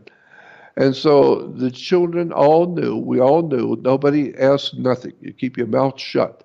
So I stood up and I said, yes, Bishop, I have a question. I said, my father works with torches, like a welder. And I said, if I was holding a torch and it was on fire, and I'm holding a torch, and if an angel appeared to me, for the first time I see an angel, could I hit the angel with the torch and burn him? Would it hurt him if I burned the angel with the torch?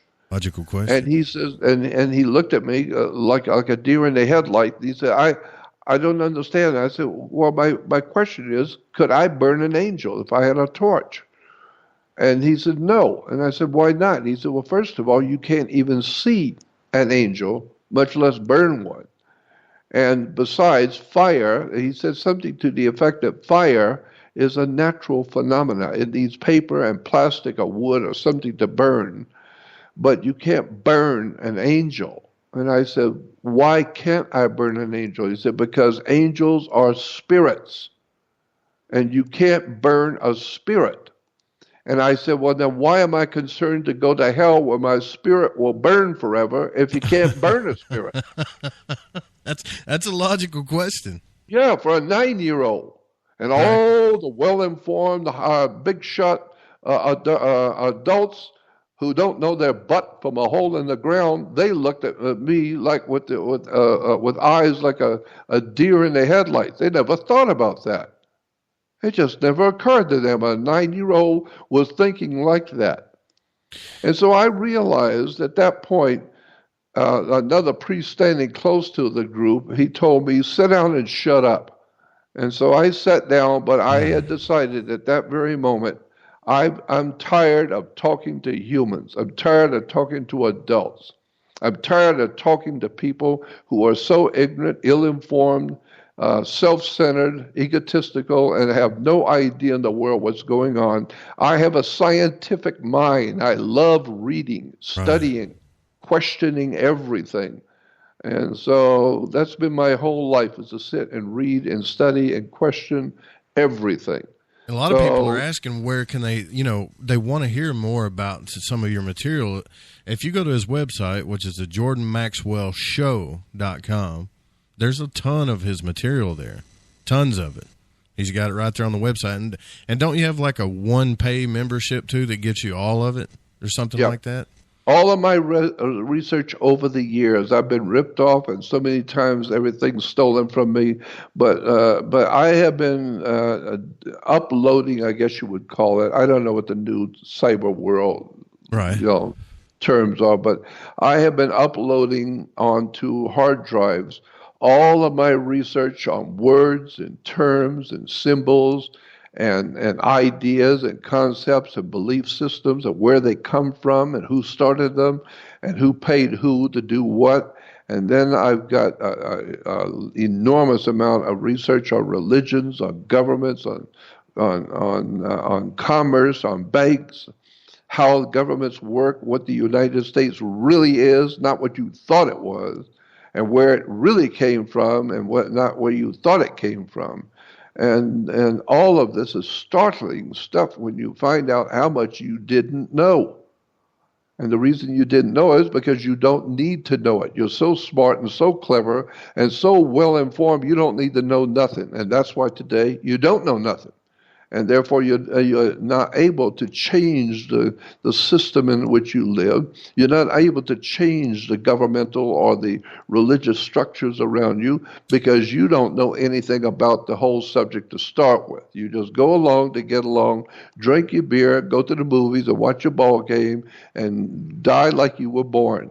Come into the world with nothing, you don't know nothing, and leave the world the same way. You never knew anything, you never understood anything, you never questioned nothing, and you were eaten up with cognitive dissonance, meaning that anytime you hear something that you don't know anything about, it must be silly, it must be moronic and stupid, and so you don't want to hear it because it makes no sense to you at all. Why? Because you don't have the educational background to understand it.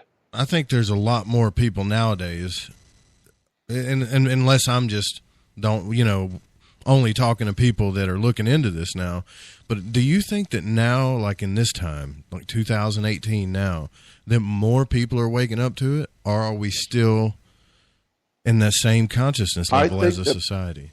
I think we're waking up, but actually what I believe, helping to change the intellectual acumen of the human race around the world, to enlighten the human family, is like trying to empty the Pacific with a cup. It's impossible. There are billions of people who collectively have an IQ of 40 around the world. So many people on the earth today are like old Christmas tree lights. Half of them don't work and the rest are not that bright. And ultimately, the problem is that we are self-centered, egotistical, we are prejudiced, ignorant, ill-informed, and we will always stay that way because the system under which we live, the guys, the elite guys, the Rockefellers and Rothschilds and all the big shots who run our world, they want us stupid. They want us ignorant and ill-informed because then they can manipulate and exploit you because you don't know what they know. And so they are the masters of your life. Why? Because they know more than you will ever know. Me, I decided, no, I want to know what the masters know. I want to go back and start for 58 years. I want to study all of the dark secrets of the world, where they have come from, who prints our money, what is God, because as far as I'm concerned, God is dog spelled backwards. And so once you understand where religions come from, government comes from, banks, it's an extraordinary story of how ignorant the human race really is. And when you're ignorant and ill-informed, you reach out and try and understand something, but you don't have any basis for understanding. You don't even know what's going on. You don't know what the words mean. And so, if you go to court, everybody talks about, well, I got to go to court. Yeah, well, why do you go to court? Because you play basketball on a court. That's a racket. You play tennis on a court. And how do you play tennis on a court? You play with a racket. Wake up. Did you ever get into Zachariah Stitchin's work, Jordan? Did you follow that at all? Say it again? The work of Zachariah Stitchin, and when he talked about the Anunnaki and the Sumerian text. Did you? I was in business with Zachariah Stitchin. That's another hour just to tell you about that. Okay. I was his business partner, so I was able to talk to him in private over the years, and I sent him to 5 different countries to get his books published. So I was in business with him. I could tell you stuff about Zachariah Stitchin, turn your hair white. I know because I was there, and I saw things with my own eyes. I could tell you a lot about life that you've never heard before because I have been there. I've been in the company of strange and powerful people who I have learned a lot from. And so what I'm doing is I'm just trying to help my fellow man to understand what's going on the earth we live on. But most people are too ill-informed they don't want to hear it. And the reason why is because of a problem called cognitive dissonance. Right. Cognitive dissonance is a mental disease, which means if you are hearing something that you've never heard before and you don't know anything about it, obviously it must be nonsense. It must be silly nonsense.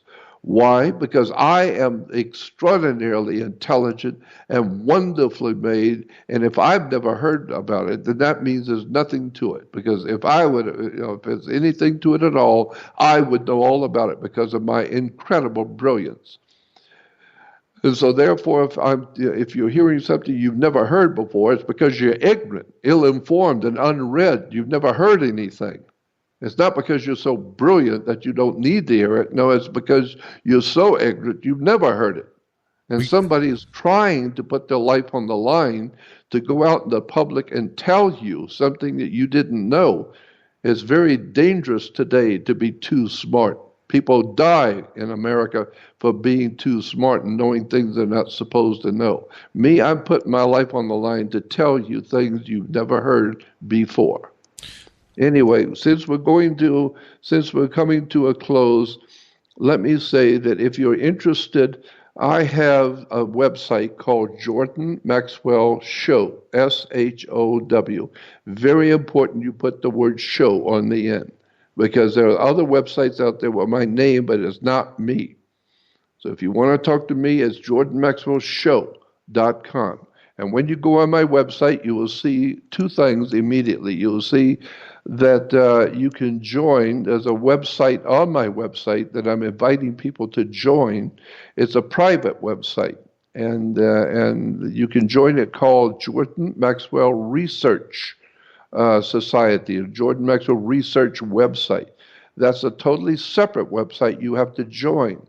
It's only a one-time, lifetime donation of $30 donation to my work, and it helps me to pay my webmaster and to keep the website going. So it's a one-time donation for all of my research work. It's a lot of stuff there now, but I got about 5 terabytes, 5,000 gigs of information yet to go on that website. I've got documents and pictures and explaining all kinds of secret stuff that's been going on for years that you know nothing about. You might want to join that. So it's jordanmaxwellshow.com, and join my Jordan Maxwell research site. And I want to thank you again for having me on. Absolutely. Thank you. And yeah. I wasn't trying to get you all riled up. I was trying to make a point, and I really didn't have to make that point. You made it for me. And I appreciate all the work you've done. I appreciate everything that you've done. And I want everybody to take a little time and go over to that website and check all this stuff out. Jordan, thanks for coming on the show, man. It's been fun. That's quite all right. I appreciate being on the show. And anytime you want to do it, give me a call. Absolutely. Thank you so much, Jordan. Thank you. Bye. All right, we got to go into the third hour. We're a little bit behind on break, but when we come back in the third hour, I'm going to get our resident scientist on here, and we're going to go back over this stuff. Pretty interesting. We'll be right back. This is Dave Scott from Spaced Out Radio, and I want you to come on a nightly journey. Starting at 9 p.m. Pacific, midnight Eastern, every Monday through Friday, you can come hang out with me and the other space travelers. We have it all from Carl the Alien bouncing on by to those misfit gnomes causing havoc. It's 3 hours of fun and entertainment on those topics the mainstream really doesn't want to touch. Come get all paranormal with us at spacedoutradio.com, and together, my friends, along with our resident guitar god Bumblefoot, we own the night. There's a lot of strange going on in this world, and we can help you find out what's going on with you. Paranormal, cryptids, UFOs in the sky, aliens in your bedroom tickling your toes. We have the investigators you need to find out the answers you deserve. All you have to do is head to spacedoutradio.com. Your information is 100% confidential. The SOR Sightlines Report. It's free, and we're here to help. Not ready for bed on Saturday night? Right after Spaced Out Saturdays, hop on over to S4 with Corey Ruiz and me, Eric Cooper from Forest Moon Paranormal. With S4, there are no limits to what we try and uncover. From government conspiracies to helping clean up the paranormal, no topic is safe on S4. We get to the heart of the matter, of the subjects you want to learn more about. So tune in on S4 starting at midnight Pacific, 3 a.m. Eastern, only on spacedoutradio.com.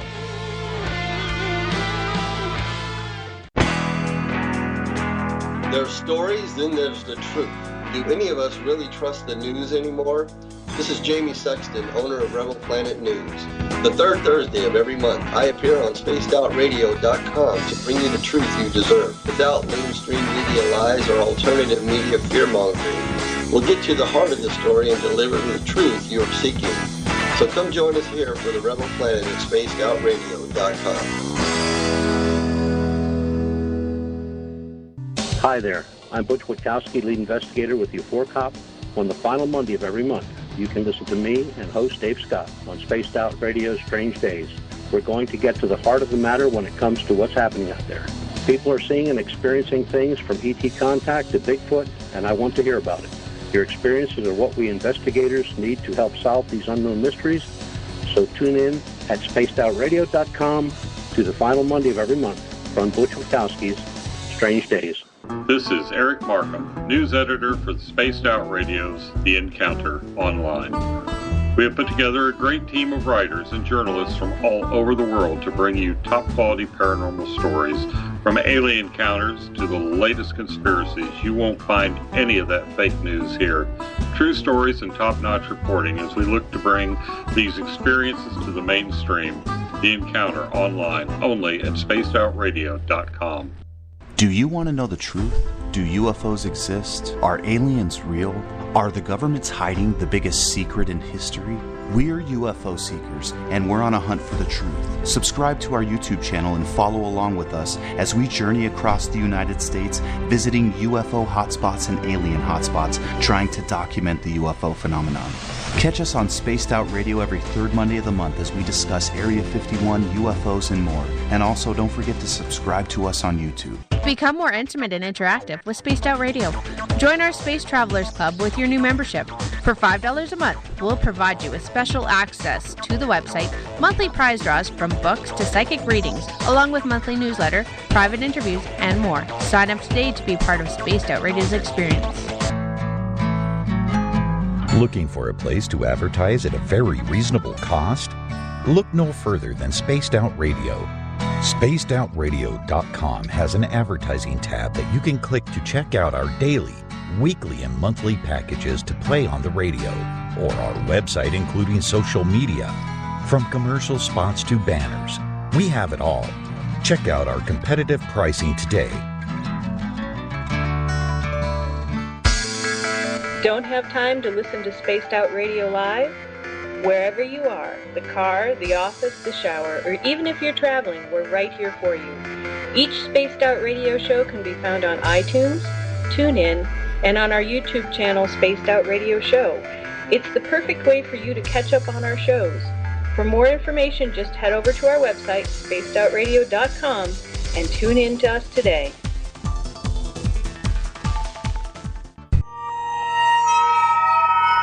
You hear footsteps in the empty room above you. A rocking chair begins rocking by itself. Don't be afraid of the things that go bump in the night. Reach for Spirit Storybox, the iPhone app the Huffington Post UK called the only ghost hunting app you will ever need. Spirit Storybox. The spirits are telling their stories. Are you listening? Visit purpleplates.com today. For over 40 years, the Purple Energy Plates have been delivering amazing results for their many customers.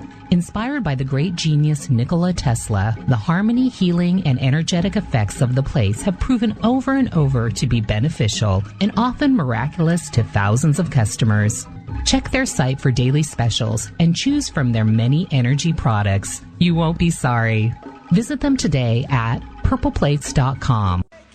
It's Cosmic Sundays with me, Elizabeth Anglin, in Cosmic Passport. Let me take you down a 3-hour spiritual journey where we will get into everything from ET contact to Psychic Sundays. It's a journey of listening and learning together with some of the best professionals in their fields. You can tune in to Cosmic Passport at spacedoutradio.com every Sunday, starting at 9 p.m. Pacific, midnight Eastern.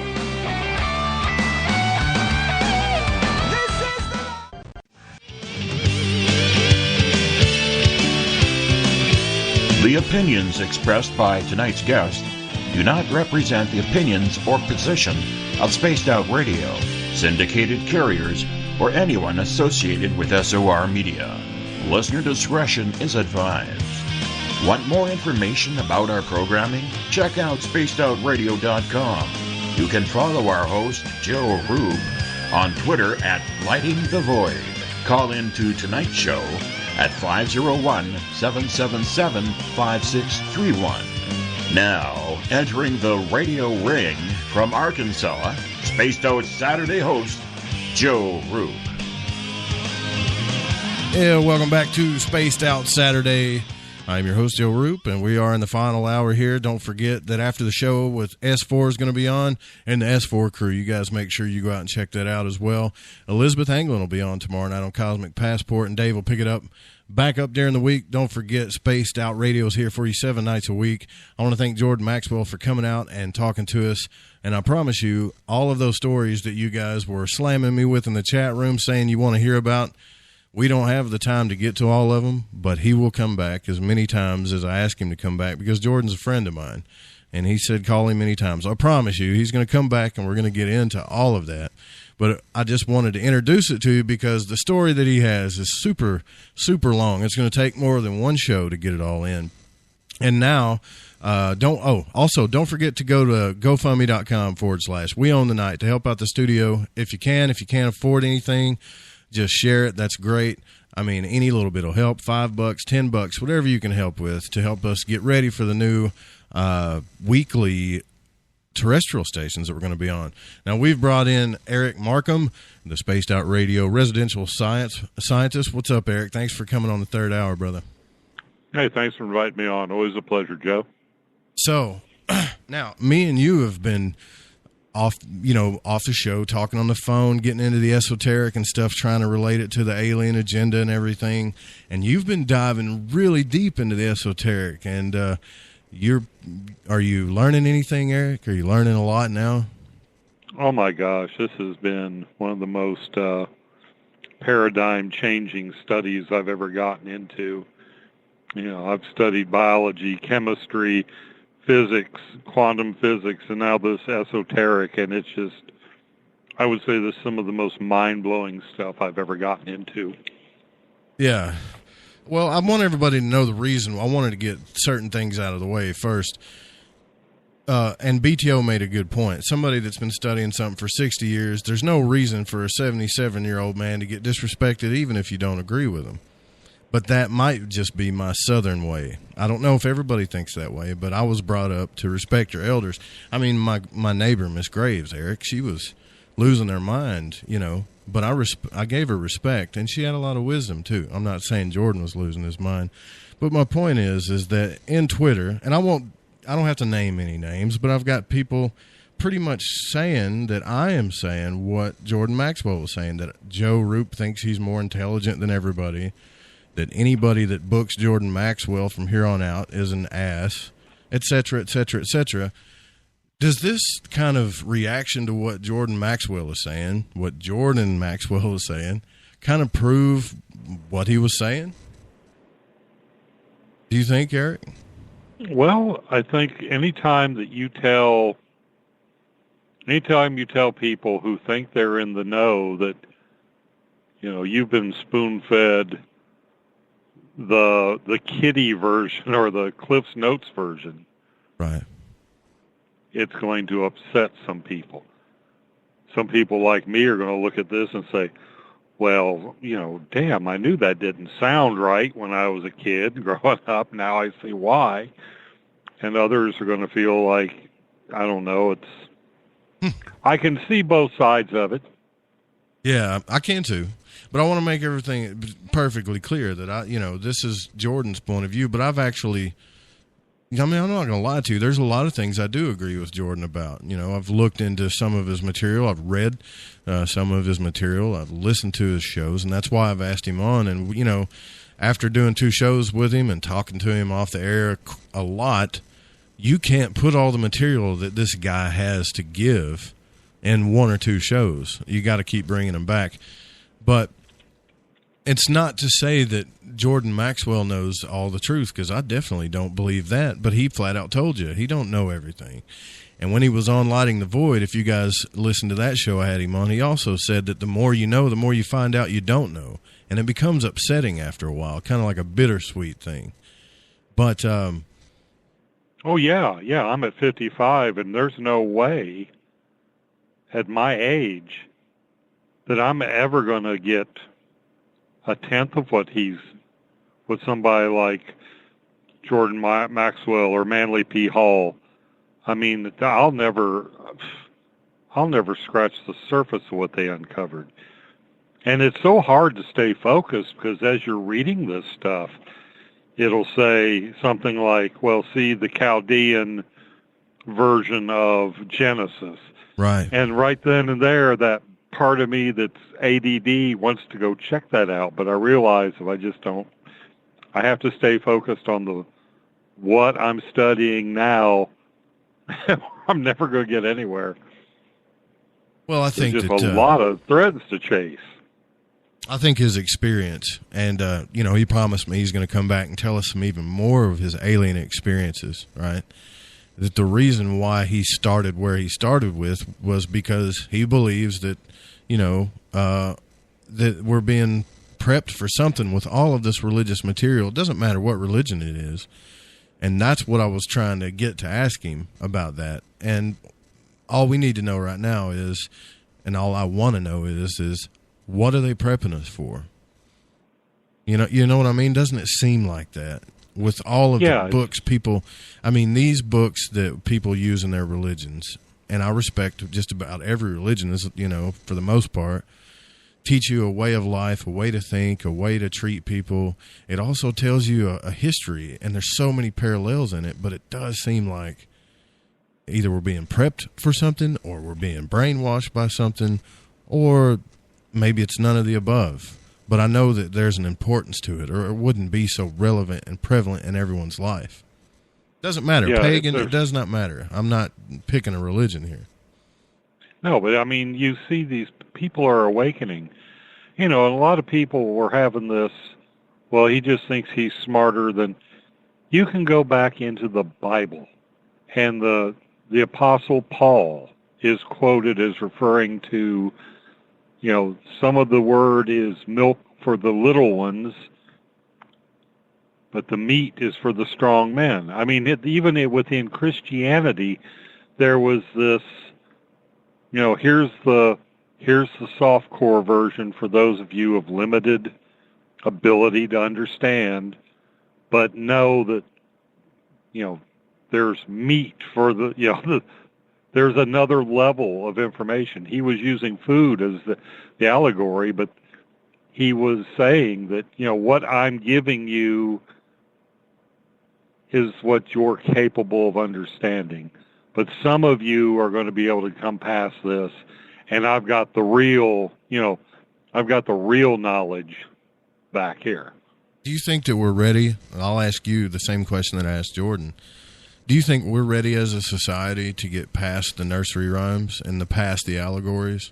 Like, let's say if the ETs came down here right now and said, okay, we've given you the books, we've given you all the nursery rhymes, allegories, and metaphors, we've even thrown some history in there.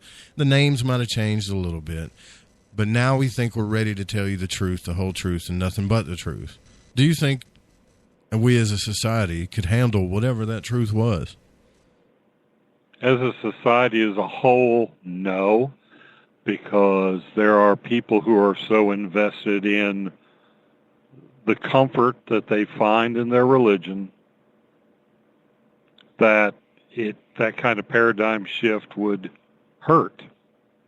I mean, it would be painful. And then there's the people who are at odds and probably wouldn't care one way or the other and would just take it as the latest, news cycle story. And then, yes, there is a segment that would be, yeah, tell me. Let's eat it, eat it up. So, yeah, I think you're going to find a continuum within today's society of how that news is going to affect. Right. I don't think the whole society would crash. I don't think the whole society would come away enlightened. There's another point of view to this too, though, Eric. Another point of view is that, if you want to go back to text, you can look at Ecclesiastes, where they tell you the more you know, the more sorrowful you're going to get, right? And you can tell that Jordan studied a lot and knows a lot, and you can tell that it's upset his life a little bit. I mean, there's a lot of bad stuff that's happened to him that I don't think really should have happened. But it also tells you in that book to eat, drink, and be merry, right? So it's almost like when they say ignorance is bliss, there's some truth to that too. So the guy that watches TV and drinks his beer and plays football and just lives his life and doesn't worry about it, is there anything really wrong with that? Well, not from a man as material being standpoint, no. But if you look at a lot of the ancient teachings, that man is either going to, once he dies, is in some, like in the Greek afterlife, those people that were asleep during life just sleep in the afterlife. They stay oblivious. Right. They sleep in death as they did in life. Or you end up going into the afterlife with the questings of your material, your material body, what you lusted for, what you were attached to, and it's not going to be there. So, I guess maybe in a spiritual sense, I think it is harmful to be Joe Sixpack. Yeah, well, when I set out on this thing, when I took out, Dave kind of warned me about this, because he said, listen, you're going to come over to Spaced Out Radio. It's going to be a little bit larger of a crowd than Lighting the Void. All right, so you're not going to make everybody happy. And I was like, no problem, Dave. I can handle that. Hey, I've got people in my life right now that hate me and other people that love me. I'm used to it. And plus, my daddy always told me, if everybody likes you, you don't stand for nothing. Right? So I'm good. And he said, great, glad to hear it. But when you really start getting smashed, man, you're not really ready for it. When you put yourself out there, especially in the Twitter field, you got I'm developing a little bit thicker skin. I'm learning here, Well, we're actually, compared to what a lot of mainstream people think, you're already, a target for 90% of the population because you're in this field anyway. That's right. So now you take the 10% that's left and divide it up, and then you're going to have the factional, dislike, like you said, the half and half. So you've got a target painted on your back from day one when you get into the esoteric, or you get into, this fringe radio that we're into. Yeah, and I want to make this, just to let you guys know, I want to make this an audience participating show, okay? So, yeah, I don't mind, liking and replying on Twitter and the SOR Space Travelers Club and all that. But if you've really got a difference of opinion and you think that I need to move the show based on what you feel, then I'm going to do this from here on out. I might actually do that for you. I might do that for you. You might be that important versus everybody else that's listening.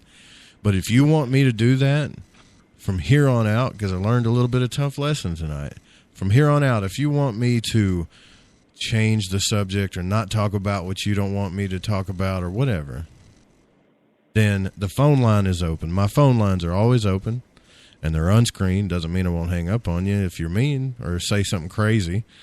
But if, like you remember that weekend that I had Sophia Stewart on, and a lot of people didn't agree with her story, and I challenged one guy. I said, look, don't slam me on Facebook all night. I'm trying to pay attention to the conversation here. Call in and let's talk about it. And you know what? The guy called in. You got to respect that. So from here on out, we're just going to bump on. And if you really want the show to change so bad, if it's really bothering you, you can tune out or you can call in. It's that simple. I think that's what I'm going to stick to from here on out. Think that's a good idea, Eric? Well, I think offering anybody who can be articulate a forum in which they can, give their ideas, if they have merit, yes. If, sometimes, no matter how articulate the argument is, you're going to have to agree to disagree. And I am going to make you guys this promise. And I'll tell you one thing. I don't break my word when I give it. There's some other stories that Jordan has told me, and I'm going to bring him back just to tell you these stories. But the whole purpose of this show was to get his foundation in of where all this stuff is going. There's a lot more ET stories. There's going to be a part 2, probably a part 3 to this series, and he really wants to talk about it. He really wants to tell you his experiences, but he's the kind of guy that he's got to give you the foundation of what he's saying first. And it's not this. I mean, there's another thing I'm learning too here is that a lot of times a host will get slammed for the guest that they have on. You know, not just that stuff is totally out of my control. You know, other than after what he says, it's all good till he says something you don't like, and then it's all your fault, Joe. And I'm starting to learn that. It's actually kind of fun, to be honest with you. This whole radio thing is really fun to me. It is. It's been I guess I've been into it for about 2 years now, and it has been it's been a fun ride. Well, I like having you on, Eric. I think you're probably the only guy I know that has a deeper, more Southern drawl than I do. Possibly. I guess I've lived down here. I was born in Michigan, so I've still got the Midwestern hard R's, but I've been living, I guess I've been in the South since I was 19, and I'm 54.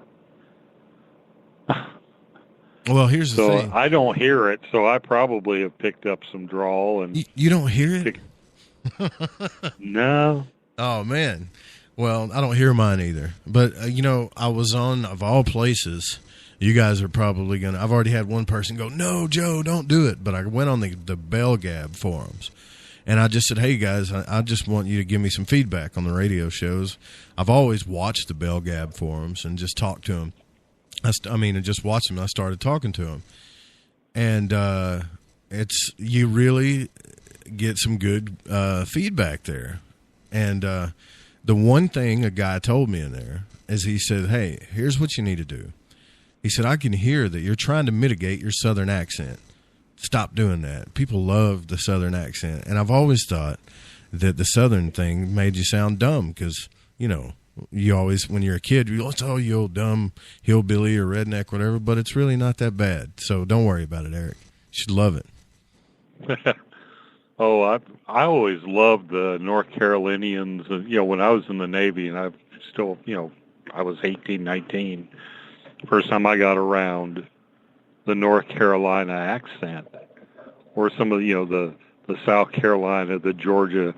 I got around some of the people that they weren't hee-haw Southerners; they were real Southerners, and listened to that melodic, that lilt in their voices. Like, I was hooked. Well, you know what? After you've read, so you're studying a little bit of Manly P. Hall right now, which I continue to study. Do you think that Zachariah Stitchen's story holds water? Because I can go back and forth on this one.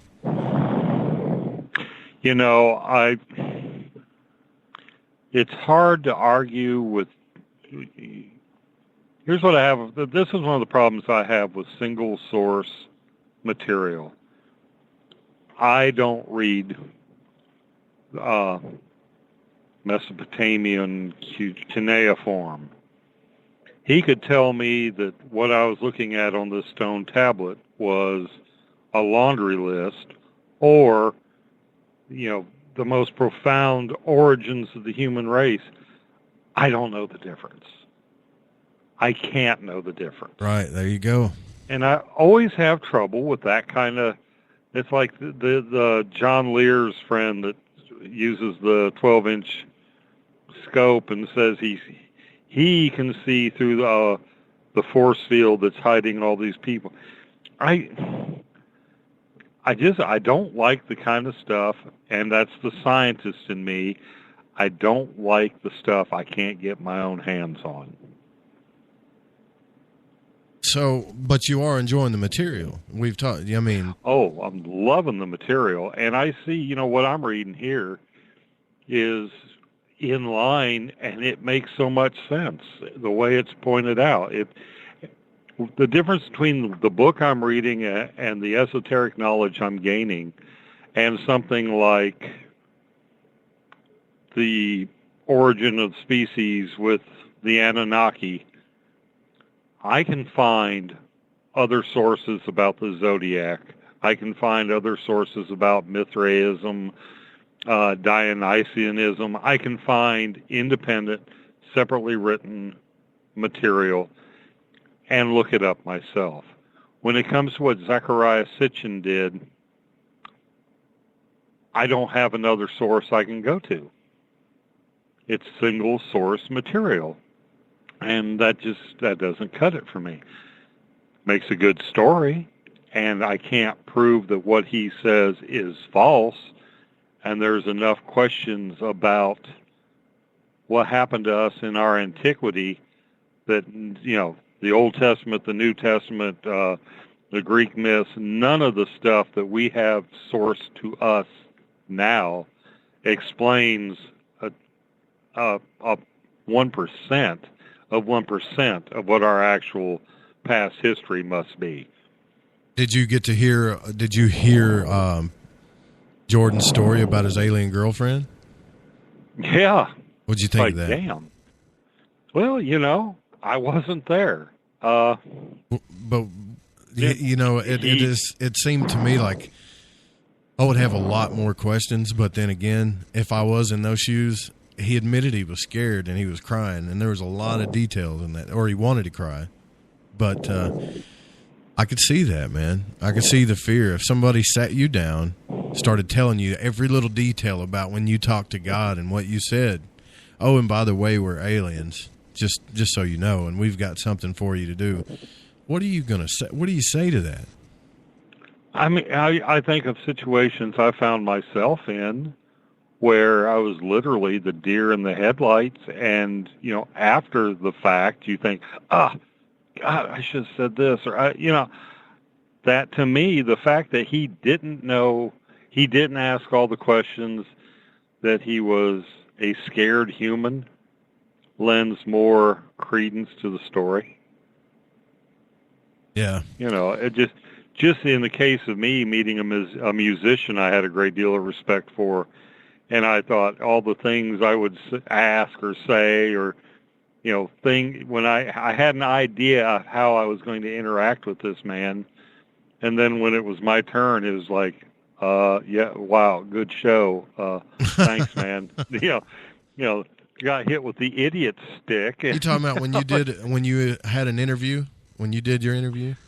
No, I got a chance to meet Joe Bonamassa after a concert. Oh, okay. And this That's is cool. how starstruck I was. I got his autograph, shook his hand. I had bought a hoodie, kind of an expensive hoodie, at the concession. He would have signed it for me if I'd have just had enough presence of mind to take it out of the bag or have even been wearing it. But it just, you've got an idea of how you're going to interact with somebody like this. And, let's face it, somebody like Joe Bonamassa is not, the corner, the bum on the corner, or, this man is above the crowd. He stands above. So, and being a guitarist myself, it was just, I was starstruck. And that's in a positive sense. You think you would feel that way if you met an alien, though? That's what I'm getting at. That's something positive, something I'm looking forward to that I believe in, because I know there's a Joe Bonamassa.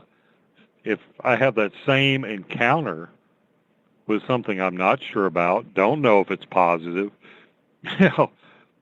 I would probably just be glad to walk away from that situation, at least the first time, with my sanity and my worldview kind of intact.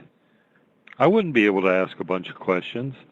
I mean, I can think of a bunch of questions to ask right now, sitting in the comfort of my laboratory.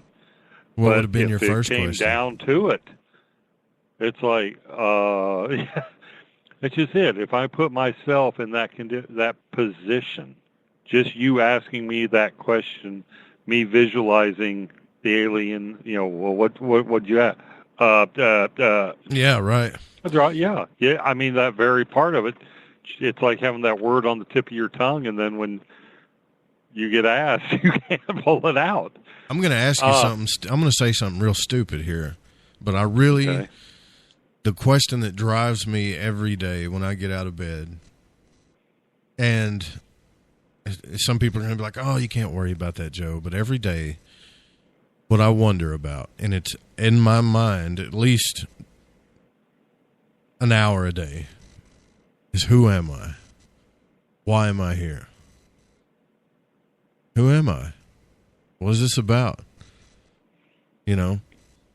If you know every little thing I do, and when I talk to God, you knew I picked up a piece of wood and I used it as a toothpick, the questions that I was asking to God, then you know pretty much everything that's going on. So who am I? What's this whole thing about? And I promise you guys, that's what we're going to get to. We're going to get into with Jordan. It's just going to take a few shows is all. He really don't like to go 3 hours. I mean, he's in his 70s now. He's been doing radio forever. But we're going to get there.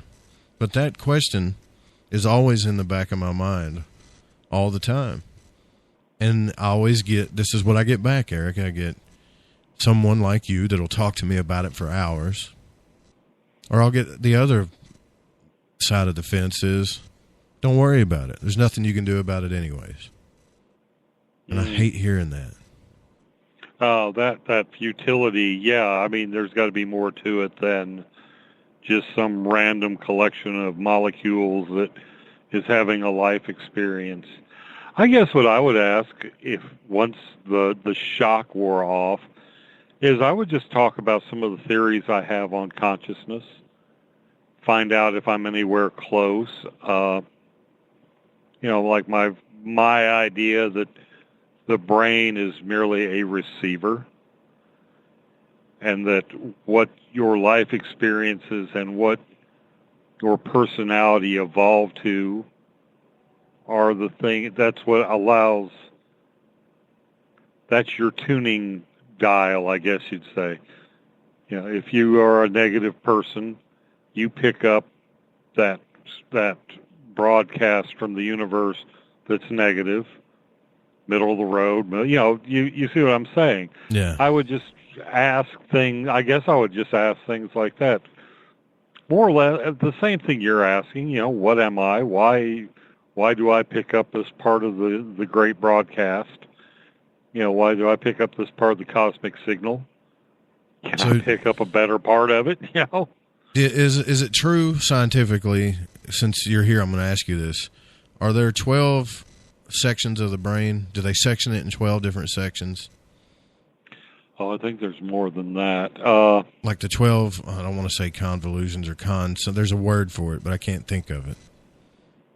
Because I've always wondered about that.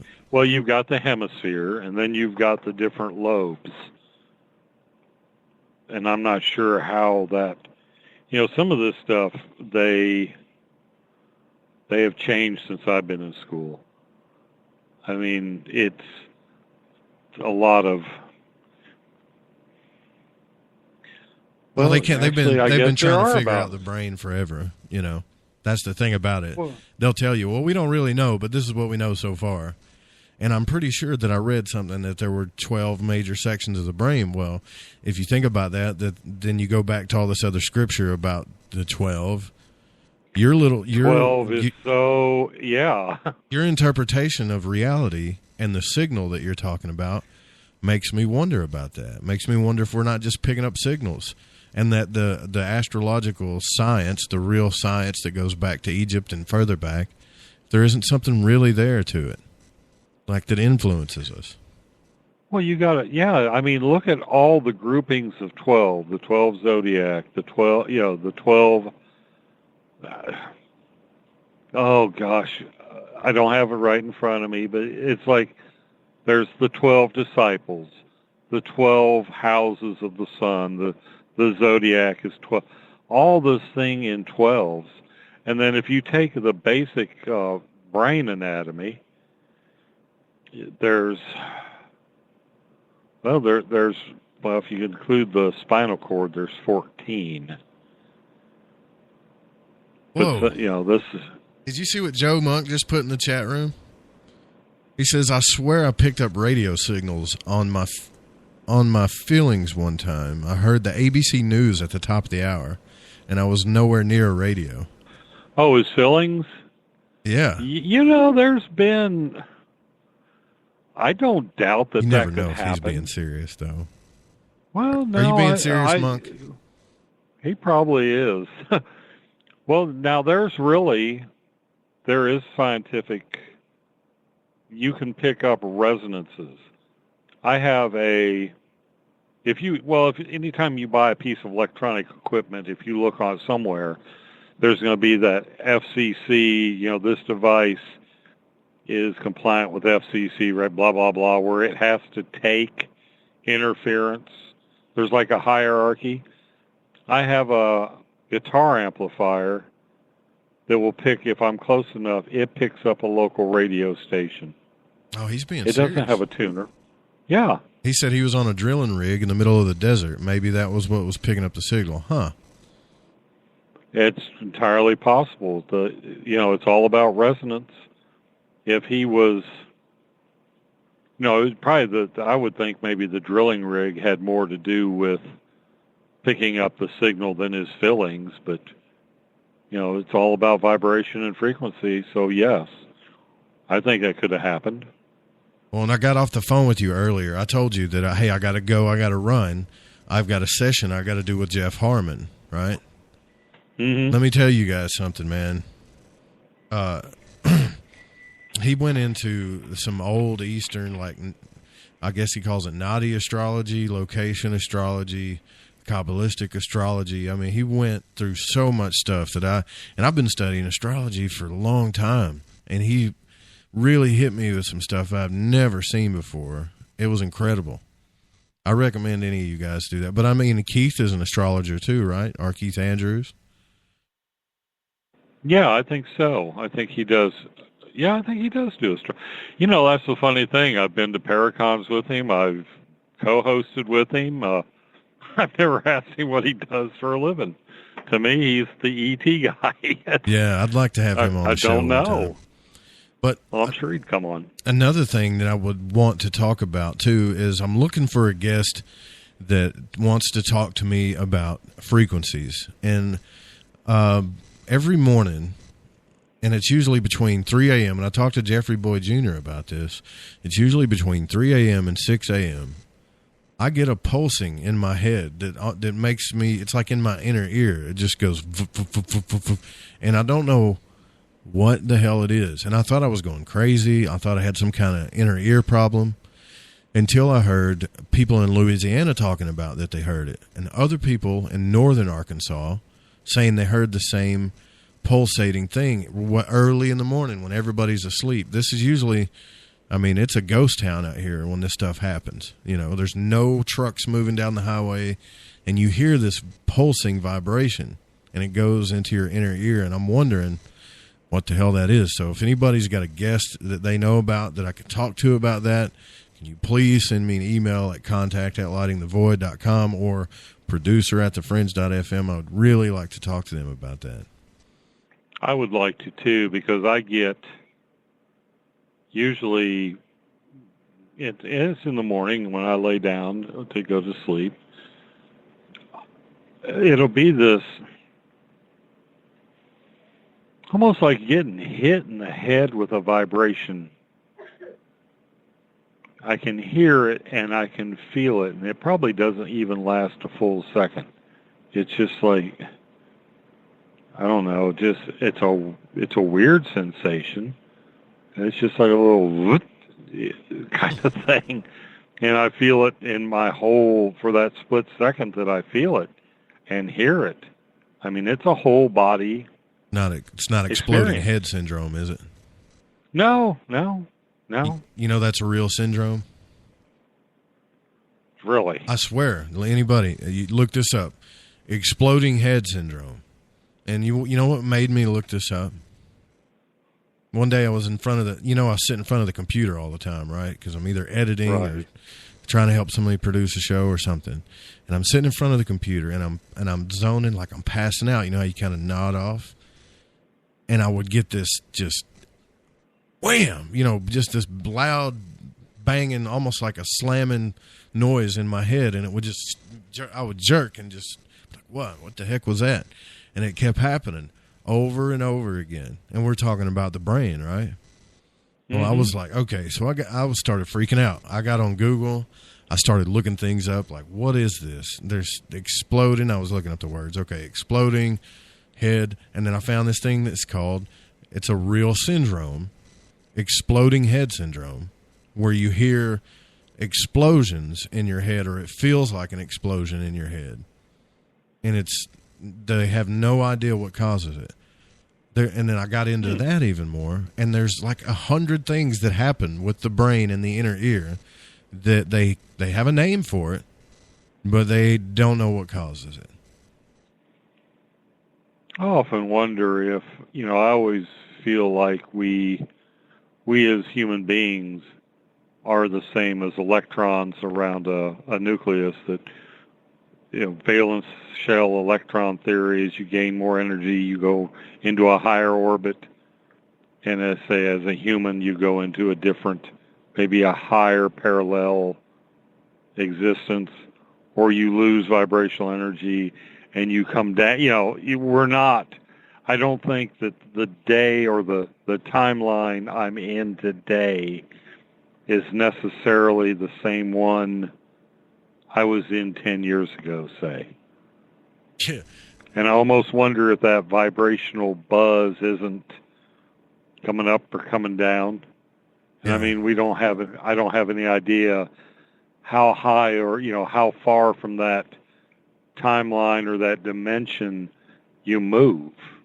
Shar said, it could aneurysms sound like sound like explosions in your head. That's exactly what I was worried about. I thought, man, I'm popping blood vessels in my head or something, But it's a natural occurrence. It's like when you don't get enough sleep and you've had a lot of caffeine and you're nodding off, there's some kind of jerk reaction that stimulates your brain that wakes you up again. But the creepy thing about that is why does it happen at that state of consciousness? Now, I've talked to Dan Lopez, and I've never asked you this question before. Have you ever had a dream, or when you nodded off, where you heard these things? You either heard a knock, right, like a knock at your door, or a door slamming shut, like your front door slamming? Absolutely. What is that? Why does everybody have that? Why the knocking, and why the door slamming? I don't know. Or a telephone ring, which in my case is impossible because I don't even know where I know where my cell phone is, but it's muted. That maybe it's just actually getting to lay down and go to sleep. It's too good to be true. So, our mind, gives us what we're expecting, an interruption of some kind. Right. That's just my off-the-cuff explanation. But I know what you mean, or it's, maybe it's a subconscious reaction to finally getting to relax. Oh no, you don't. It's like part of your brain's like, oh no, you don't. That's exactly what it felt like. Somebody's entered your house. Don in the chat room said, have you ever had that whoosh whoosh feeling, like it's a pressure, like it's pressurized? Yes, that's exactly what it felt like. Mm-hmm. Pressure in the head. I've had that. And it just wakes me up, Yeah, Don, you're explaining spot on. Yeah. It's like a whoosh and a vibration all at once. And no, Elizabeth, I know the difference. I know what my blood pumping said. This is different than that. I've encountered that too when I'm out of my blood pressure medicine. Oh yeah, when you can hear your blood, your heartbeat, and all that. Yeah. When you can feel, when you can hear that whoosh. If I put in earplugs, I can hear that blood rush sound. But this is something different. Yeah, it's not. It's like air pressure. It's not blood. It's hard to explain. I'll get somebody to explain it one day, but right now all I know is it's called exploding head syndrome. Don't know why I brought that up. I guess because we started talking about the brain or whatever. But, you know, when it comes to Jordan's story, I was asking him during the break, you know, because I would talk to the guests and stuff during the break, obviously. And I said, man, why are we talking about, you know, the old Texan stuff still? When you had that experience with the aliens, don't you feel vindicated? You know, don't you feel like all of the questions that you asked those people when you were a kid about, hey, how come spirits don't burn in hell if we're going to burn in hell? And when you had the alien experience that first time, didn't you feel vindicated? And he didn't really respond. What he responded was he felt more like he had a responsibility to tell people the truth about what he knows. Well, that is like diametrically opposed to what most of us have been taught all our lives. And if you are convinced that you're convinced that you have been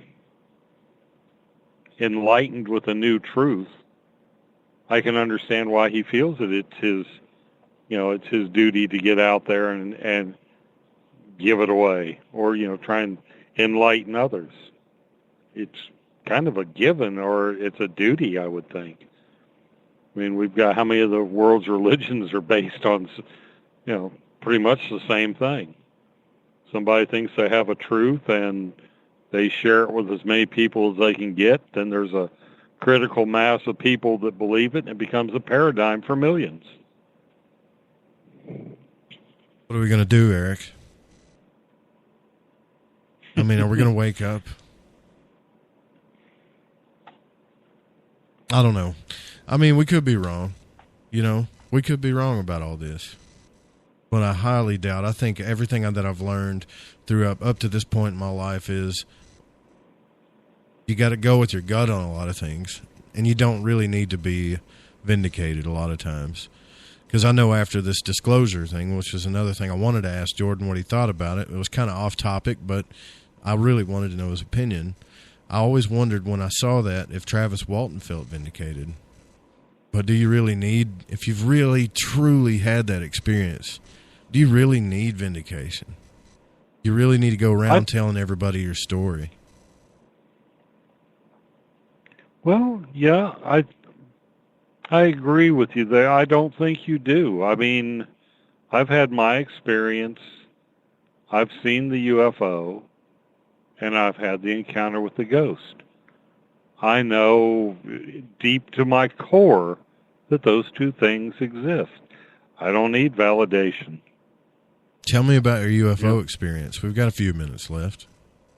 Oh, it's just my parents live in deep sky, dark sky country, up in the mountains about 3 hours west of me, here in North Carolina. And it's very dark up on their hill. You know, they're on a mountain, and it's super dark. And you can see, I mean, it's just amazing what you can see. And I do a lot of stargazing up there, and I was watching one night, and I saw this bright light zip across the sky, stop. It didn't zip across the sky and fade like a meteorite. It zipped across the sky, stopped, hovered there for a moment, and then took, it's in a 3D sense, I watched it come across the x-axis, and then it took off from the y-axis until it just, it dwindled into the vanishing point. So, yeah, that wasn't a satellite, because if it was a satellite, it would have kept going. The direction was wrong to be a satellite anyway. And it wasn't a shooting star. It wasn't a meteorite or anything like that, a bolide, anything like that. I mean, it was obviously under control. And it's like, okay, well, it was unidentified flying object. So as far as I'm concerned, I don't know if it was ours or if it was ET's, but it was something. And had that been a human pilot, unless there is a incredible, dampening field on that craft, that sudden stop would have turned a human pilot into jelly. I mean, this thing was traveling fast, and I don't know how to estimate. I've always been amazed that these people say, well, this thing was traveling at 10,000 miles an hour for, up in the sky like that. I have no way of judging. To me, I don't see how they do it. But it was covering, I think it fully extended. Your fist is supposed to be like 5 degrees of arc. So I would say it covered 15 degrees of arc. Did you get any downloads or any feelings of what it was, or you just, that's a UFO, sure enough? No, it was just sort of like, damn, I think I've just seen my first, I think my family saw one back in the 70s before, but this was, probably one of the best ones I've seen since then. And it was just like, zip, stop. And it's almost like I was watching it cut across the sky. It stopped long enough for me to realize that it had stopped. It was hovering there. It wasn't going, and then off it went. This isn't fair, man. The only thing I've ever saw, and the only thing I ever saw was a star rotate and look at me like a spotlight, but I've said that story 100 times. I might have saw one. I thought it was a satellite. But I want to see a real UFO like you saw. That's what I want, like Jordan saw, I asked him during the first break, I said, is there any way, Jordan, that I can have that experience, that I could see what you saw or something close to it? And he said, here's the thing that you need to understand about all this. He said, they're not going to show anything to you until you're ready to see it, until they think you're ready to see it. And I'm like, I'm ready. He's like, no, you think you're ready, but you may not actually be ready. He said, you don't make yourself known to certain people, right? And I was like, absolutely. I hide from quite a few people, as a matter of fact, because I know where the interaction is going to go, because it's just, there's a pattern there. So I just stay away from it. He said, well, maybe, that's what they're doing. And I got to thinking about that. Maybe he's right. Well, maybe I was ready in that, okay, I've had the ghost experience. I've lived in a haunted house. I've seen the kind of crap and gotten to the point where it doesn't rattle me. I mean, I might be startled first. I'm not saying I don't get startled, but I mean, it passes. If I hear footsteps upstairs now and both cats are in the bed with me or in the room with me, I don't even bother going up and checking anymore. If something disappears, I put my belt over the foot of the bed and it's not there the next day. It's like, okay, I expect, I'll say to the House and Journal, that belt better be back here tomorrow or, I'm going to take action, which mostly is like call Coop's team and say, hey, I need a house clear. But anyway, I just... Little plug there for Forest Moon Paranormal. Well, yeah, I got to give my... But they're good at what they do. They are. I mean, my encounter, because I'll be honest, I had my doubts until I called on them and they provided the service. And, even to the skeptical scientists like me, I couldn't explain away what was going on. So, and I guess I've had enough of those kind of little epiphanies and revelations over the last few years that, oh, gee, seeing a UFO, whoopee. I'm not, it's just one more, what I'm getting at, it's like, just, okay, yes, I was happy to see it. It wasn't a big deal to you, though? Ooh, really? It was a big deal in that it was like, oh, cool, that was a UFO. When it happened, it was like, oh, that was a UFO. But, now if it landed in the backyard and and a three-fingered hand had reached out and, like done the, hey, come here thing, now that would have been a different, but seeing it, God knows how far up in the air where it was going about its business, to me that was interesting to see, but you guys are going to know when I see one. If I see one that I know is for sure a UFO, everyone's going to know. Anybody that knows me is going to know it because I'm going to freak out. I'm probably going to shave my head and be so. That's all I've ever wanted to see. It's just one that I know is not a drone. I know it's not a satellite. I know it's not a balloon. I know it's not me falling and thinking the stars moving. I know it's not gas or any. I think maybe it just takes a lot to convince me. Maybe that's why they're not showing them to me. No, I don't know if that's it. Yeah, I mean, maybe that's it. I mean, like I said, for me, it was like, okay, that's cool. I wasn't that blasé about it. That's but probably why you got to see him and I don't, because I would freak out. And enjoy, though. I would make a really big deal out of it. Now, like I said, if I had the kind of encounter Dave Scott had where they landed and were inviting him on the ship, I don't know how I'd process that.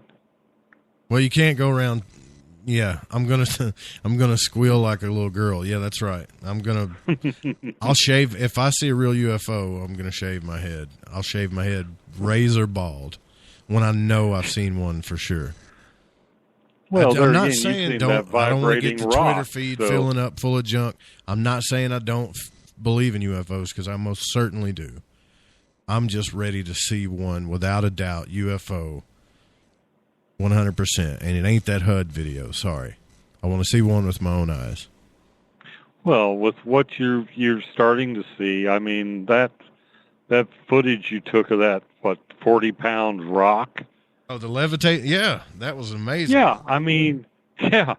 Now that would have been a. I didn't take that. I've by been the way. all over that. That was Orville and Cheryl. I didn't take that, by the way, but I'd have been all over that. Yeah. Yeah. Man, we got to get out of here, Eric. This was fun. All right, so next weekend we're going to have John Teeter on, everybody. No, I'm just playing. But, yeah, thanks for coming out, Eric, in the third hour. That was fun talking to you, man. Hey, it's always a pleasure, Joe. I'm glad you could call me in. All right, guys, we got to get out of here. Don't go anywhere because S4 is on after this on spaced.radio.com, the Fringe FM, and Spreaker. Stay tuned tomorrow night. Elizabeth England's going to be on as well for Psychic Sundays or Cosmic Passport. And, yeah, this was fun, guys. Had a lot of fun tonight. See you guys next week. And the cold wind keeps on blowing. I let it lead me astray.